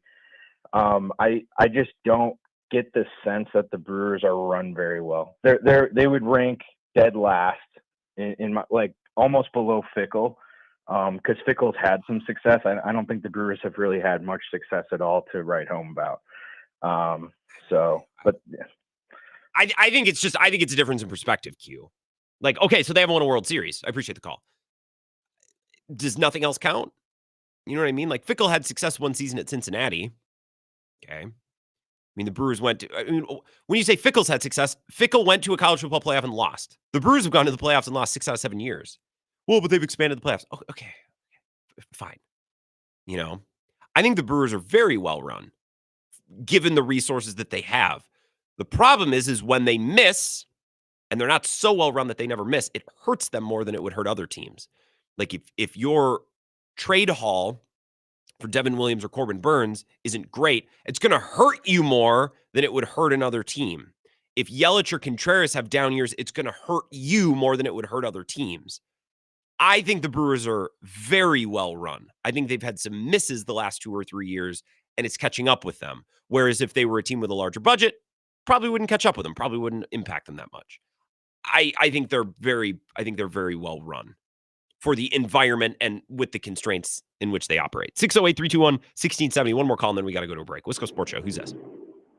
I got a couple of things here to say. So the whole leadership thing, stop. Like, why do we keep on beating the leadership drum? When's the last time a game of baseball, like leadership? When did we talk about leadership in baseball? Adamas? Like Are you kidding? For like 3 years. Adamas, come on. Adamas. We talked about Adamas and leadership. Yeah, he showed up in 2021, and the impact was. So you're saying one player leaves, it all goes shoddy because of leadership. No, this is how baseball is. Also, I got a couple other things here. Go ahead. Like, you talk about constraints in baseball. Like, yeah, it's true. It's an actual thing. Constraints in baseball. But is it really though? Or is it because our owner doesn't want to spend? So maybe and the whole feeder system. You guys say, well, you're kind of complaining about fans saying, well, why should I cheer for Jackson Churio when he's going to leave anyway? Well, they're telling the truth, right? So what are we supposed to do? Well, here you go. Oh my God, you got this great thing here, and then you have an owner that's not going to spend. Look, I don't even like the game of baseball. Baseball to me is like track and field. I love It's a me sport. It's a me sport. It is. No. What I love is that you're saying that you don't really care about baseball, but you're angry enough about what's being said on sport, which I love, because that's what sports talk radio should be. Hell yeah. Because you're beating the death out of leadership, and like fans like actually care. Because our owner's a loser. Like, he's a loser. He doesn't want to spend money. Well, what's the point? What's the point of all this? Who is? Have you called before? Is this someone that I should know? It's fine if not. Yes. Oh, you know who I am. Is this G-Dub? I live in the Fox Valley. Yes, okay. sir. Why didn't you just say you were G-Dub? Okay. Because you'll end up hanging up on me. I would not have. I mean, now I'm gonna, because I got to go to a break. I'm kidding. I'm only kidding. I know you won't do that. Yeah, I love you, G-Dub. Okay. First of all, when you say I'm beating leadership to death, I've done like 2 segments. I did a segment last week, which played again on Friday for the best of. Okay. It was a nice segment. I thought it was like I had to pick 4 segments from last week to fit. I thought it fit nice. So 2 segments, but it was really 1 segment last week and 1 today because Jesse Rogers had reporting that followed up what we talked about last year. And by the way, G-Dub, when Murphy talks about, well, this team doesn't have an edge and these guys aren't in the right mindset, that's a product of certain voices in the clubhouse meshing together and the thought process of a collective, right? Like, yeah, they need to hit the ball. And G-Dub, I've talked about this too, where it's like people talk about bad locker room mojo. When a lot of times it's just the team stinks. That's why the mojo is bad, is because they're not winning. So that's certainly a play with this Brewers team too. But Willie Adames showed up in 2021. It was like a light switch flipped on the franchise. In 2021, he showed up and the difference was so night and day. It was unbelievable. And it was because he hit home runs and he was a good player too, but like there was an energy and a personality there from the rip we could tell and we could see. You know what I mean? So I guess I'm not trying to beat leadership to death. There's not exactly a ton going on. Do you want me to break down Brewers highlights? They got shut out 4 times in 5 days. Thank you for the call, G-Dub. I got to take a break. I want to get back to your call, so sorry. I have to get this break in because we need a little time at the end of the show for the Monday mailbag as well. Submit your questions, grantbills21@gmail.com. This is the Wisco Sports Show with Grant Bills on the Wisconsin Sports Zone Radio Network. The Big River Rally coming to La Crosse, Wisconsin, June 27th and 28th. Don't miss the excitement on the main stage Friday night. It's Texas Hippie Coalition. And Saturday night, Drowning Pool. Tickets are on sale now. Want more? Follow Big River Rally on social or go to BigRiverRally.com.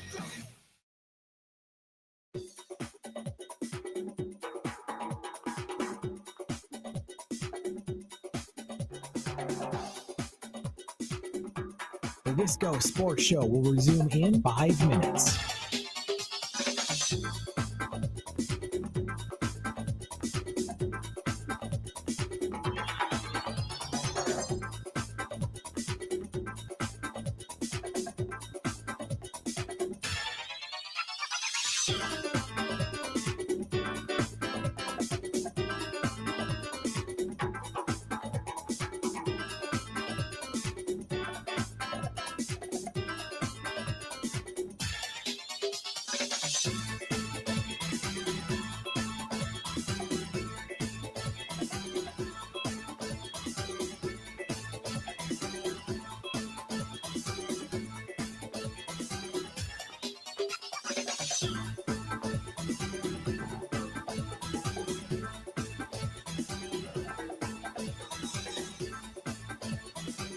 The Wisco Sports Show will resume in 4 minutes.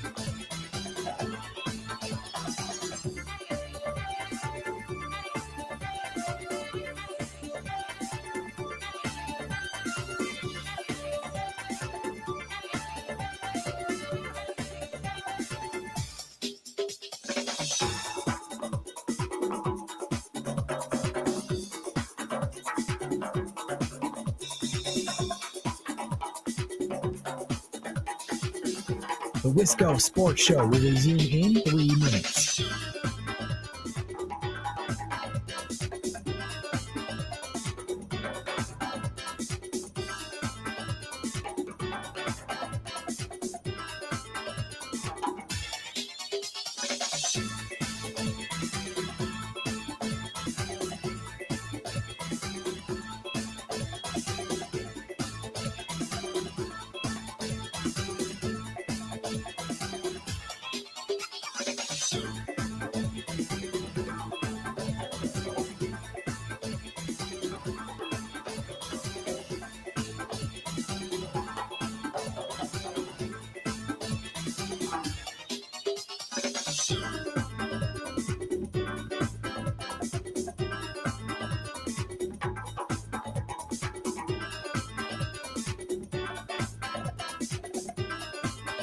The Wisco Sports Show will resume in 2 minutes.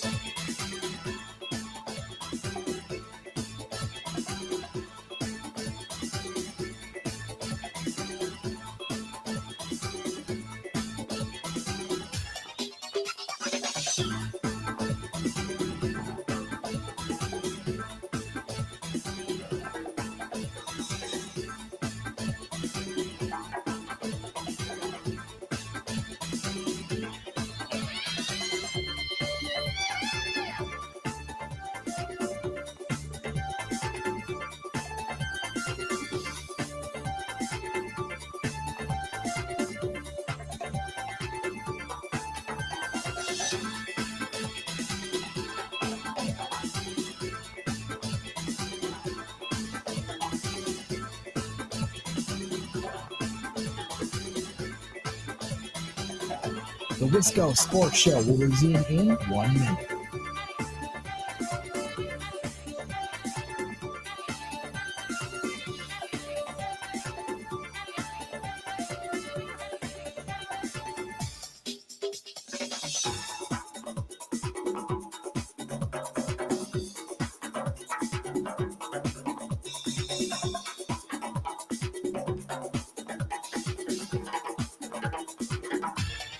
The Wisco Sports Show will resume in 30 seconds.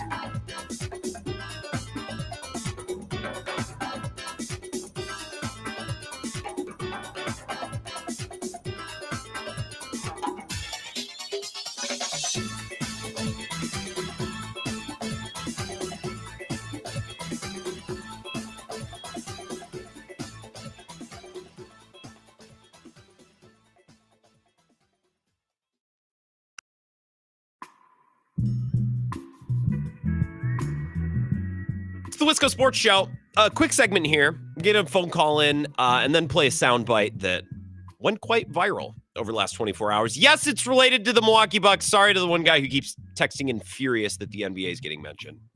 I guess I don't know what to tell you. We'll wrap up in the final 10 minutes with the Monday Mailbag. So submit your questions. GrantBills21@gmail.com. I did see a Survivor question. Big week for us Survivor fans. Finale. Finally got a big move last week, although it's not really the big move I was hoping for, but I'll take it. 608-321-1670. Wisco Sports Show. Who's this? Ridge Runner Mark, how are we doing, sir? I'm doing excellent, Ridge Runner Mark. How about you? Not too shabby. I hop in the car and I hear the last caller just railing, as a lot of Brewers fans too, that the owner won't spend money and all is ending, cats and dogs living together. I always will take the approach of, just because he's not spending money doesn't mean he has money to spend. Okay. And if Thank you you. look at it that way, Yeah. that leads to so much less stress, so much less. I mean, we can complain about the product on the field because, yeah, they're playing horrible. They're just everything that could go wrong is going wrong. You talk about an edge, they don't have an edge. But then to turn around and say, if we bring in $100 million player, that's going to fix it. Or if the owner would just spend more money, that's some kind of magic elixir that's going to fix all the problems. He could go out and bankrupt himself to pick a really good player that they could get. And it could still lead to them not doing well. Money doesn't always fix everything unless you have Dodgers money and then you just hoard all the talent. I mean, even if you have Steve Cohen money, right? He came in and spent $500 million the other year. The team didn't even make the playoffs. I'm not defending Mark. I wish he had more money to spend, but Brewers fans, and I think, Mark, this is what you're saying. He doesn't have it. Yeah. Okay? So you can scream into the void every single game all summer long that Mark's not spending more. That doesn't mean that he has more money to spend. You know what I mean? Right. Well, there's no salary cap. Mark could spend all he wants, but he can't because he doesn't have the money, you guys. So just accept that. You will enjoy your life more. And that's a product of Major League Baseball. It's what they want. They want all the money spent in New York and LA and the big markets where everyone's going to make all of their money. Yeah. Where everyone can make their TV deals, and then let the rest of the league and the rest of the teams have the table scraps. And maybe one year you get a scrappy team that might actually pull it off. But the Major League doesn't care one way or the other. Everything's slanted for the haves versus the have-nots. And look, I know it was Dodgers Yankees last year in the World Series. Appreciate it, Ridge Runner Mark. That's a good call. It's not like that happens every year. There's been a team in the mix just about every season for the last 5 to 10 years where it's like, wouldn't have guessed that. Didn't see that coming. In fact, I'm almost a little surprised looking back at it now that the Brewers didn't get hot and go on a run. I think the Brewers have actually been a little unlucky in that they have been employing this strategy that seemed to work for just about every other team. Hasn't worked for them. I think at some point it will. I'm weirdly so in the here and now sense, you will be hard pressed to find someone more negative about this current Brewers team. In the macro sense about the franchise, I'm probably one of the more optimistic and complimentary people when it comes to talking about the way that the Brewers do business, right? Like Q's on the live stream, this is you're just going to drive yourself nuts. G-Dub's like, what's the point? Then why own a team? Because it's awesome. Because it's a baseball team. Sometimes I don't know what to tell Brewers fans. Well, if he's not going to spend the money, why doesn't he sell it? Because why would you? G-Dub, if you owned a baseball team, would you sell it? Well, I can put together a pretty good team on the field, but I can't win the fans a World Series. I guess I'll sell the thing, and then when I sell it, I'll just jump off the roof. What are you familiar with human beings and the human race and how we work? No, he's not going to sell it. What do you mean? Why is he even owning it? Because it's a baseball team. Because it's freaking awesome to own a baseball team. And I know some of you are like, well, there's no rule saying that Mark can't spend more money. Yeah, but guys, he doesn't have it. He is relatively poor compared to most MLB owners. Not all, but most. And I know a lot of you think that he's sitting on a hill of $300 million and he's got it buried in his backyard and he won't spend it because he's greedy. I'm telling you, that's not the case. I'm more mad that Matt Arnold felt compelled to go trade Corbin Burns for Joey Ortiz and DL Hall, and then turned around the next year and traded Devin Williams, who, again, I know 1 year on the contract, but he's like, yeah, you know who I want? Nestor Cortez and Caleb Durbin. Because one Sal Frelick isn't enough. We want another, except we want this one to be worse. That's what sticks up my rear end.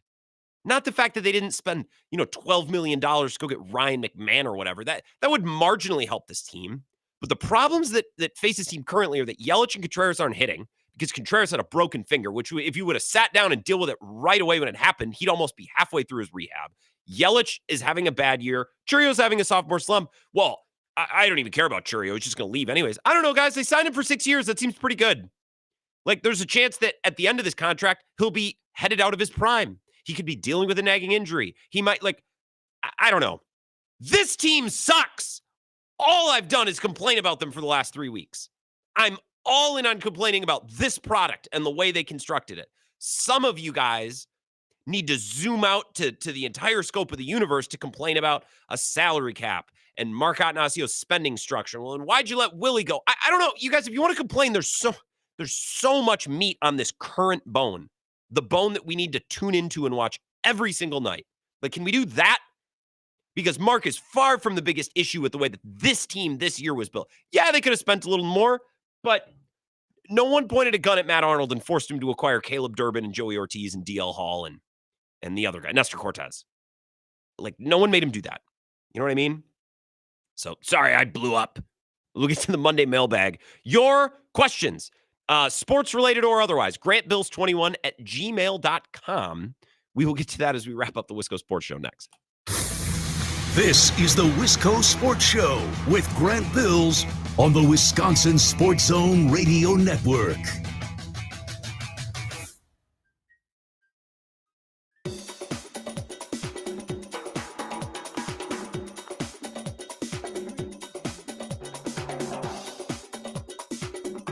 The Wisco Sports Show will resume in 3 minutes.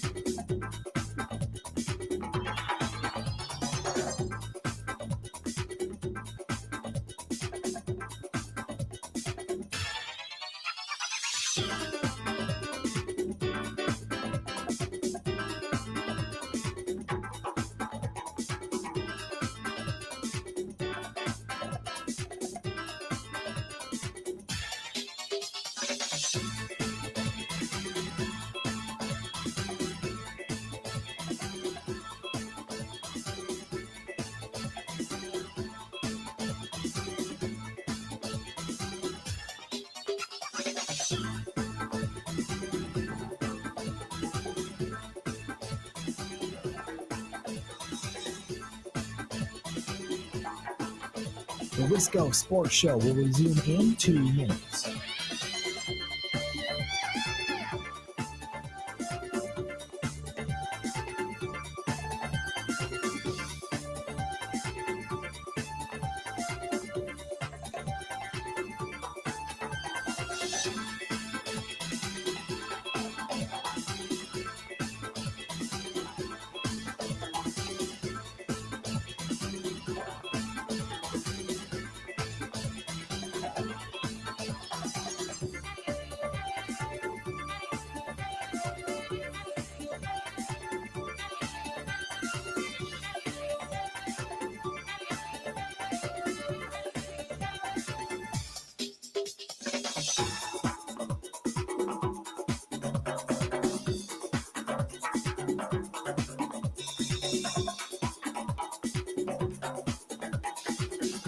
The Wisco Sports Show will resume in 1 minute.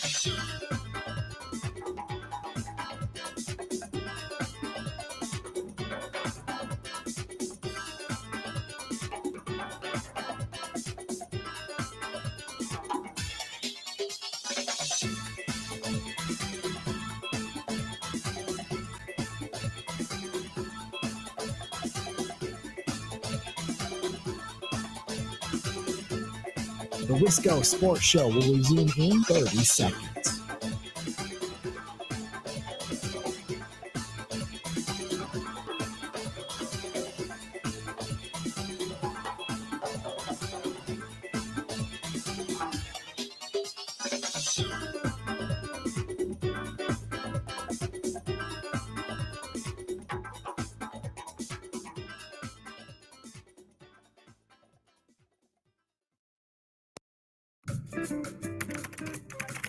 Because the mail never stops.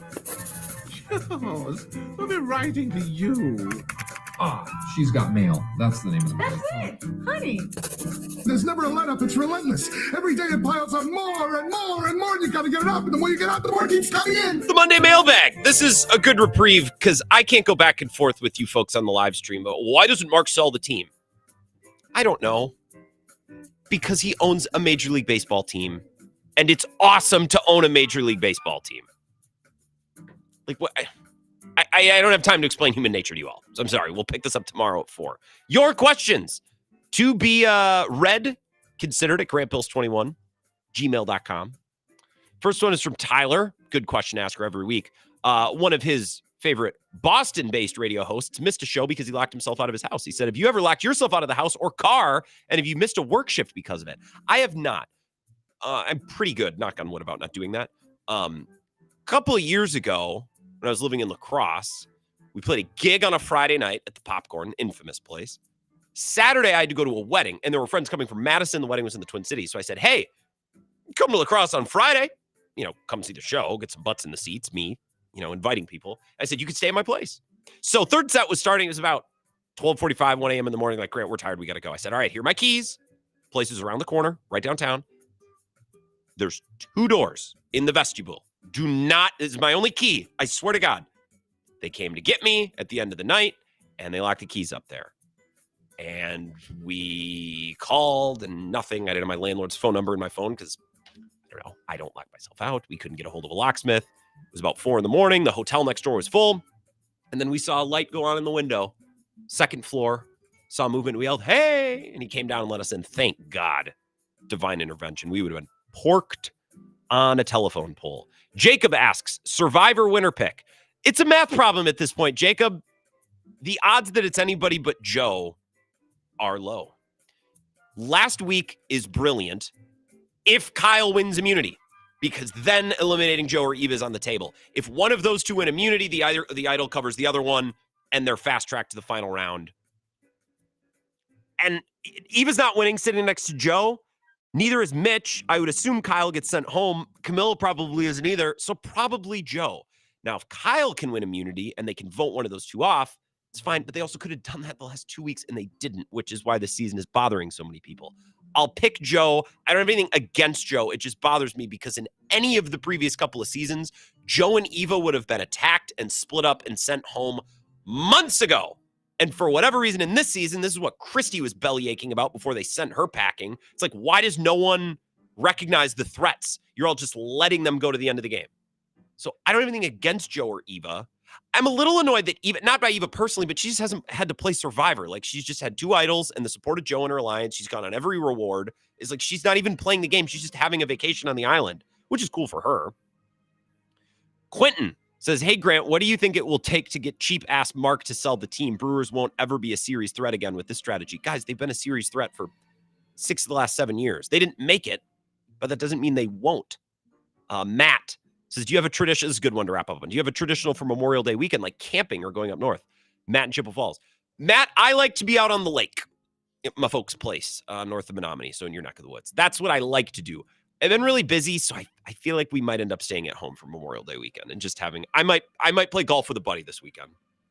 And maybe me and my significant other will like pick a state park or something and go for a hike if it's nice one of the days. But at a wedding and a graduation, and it's just been very busy. So I think we might just stay put. But being out on the lake, listening to Jimmy Buffett, Labor Day and Memorial Day, that's always the dream.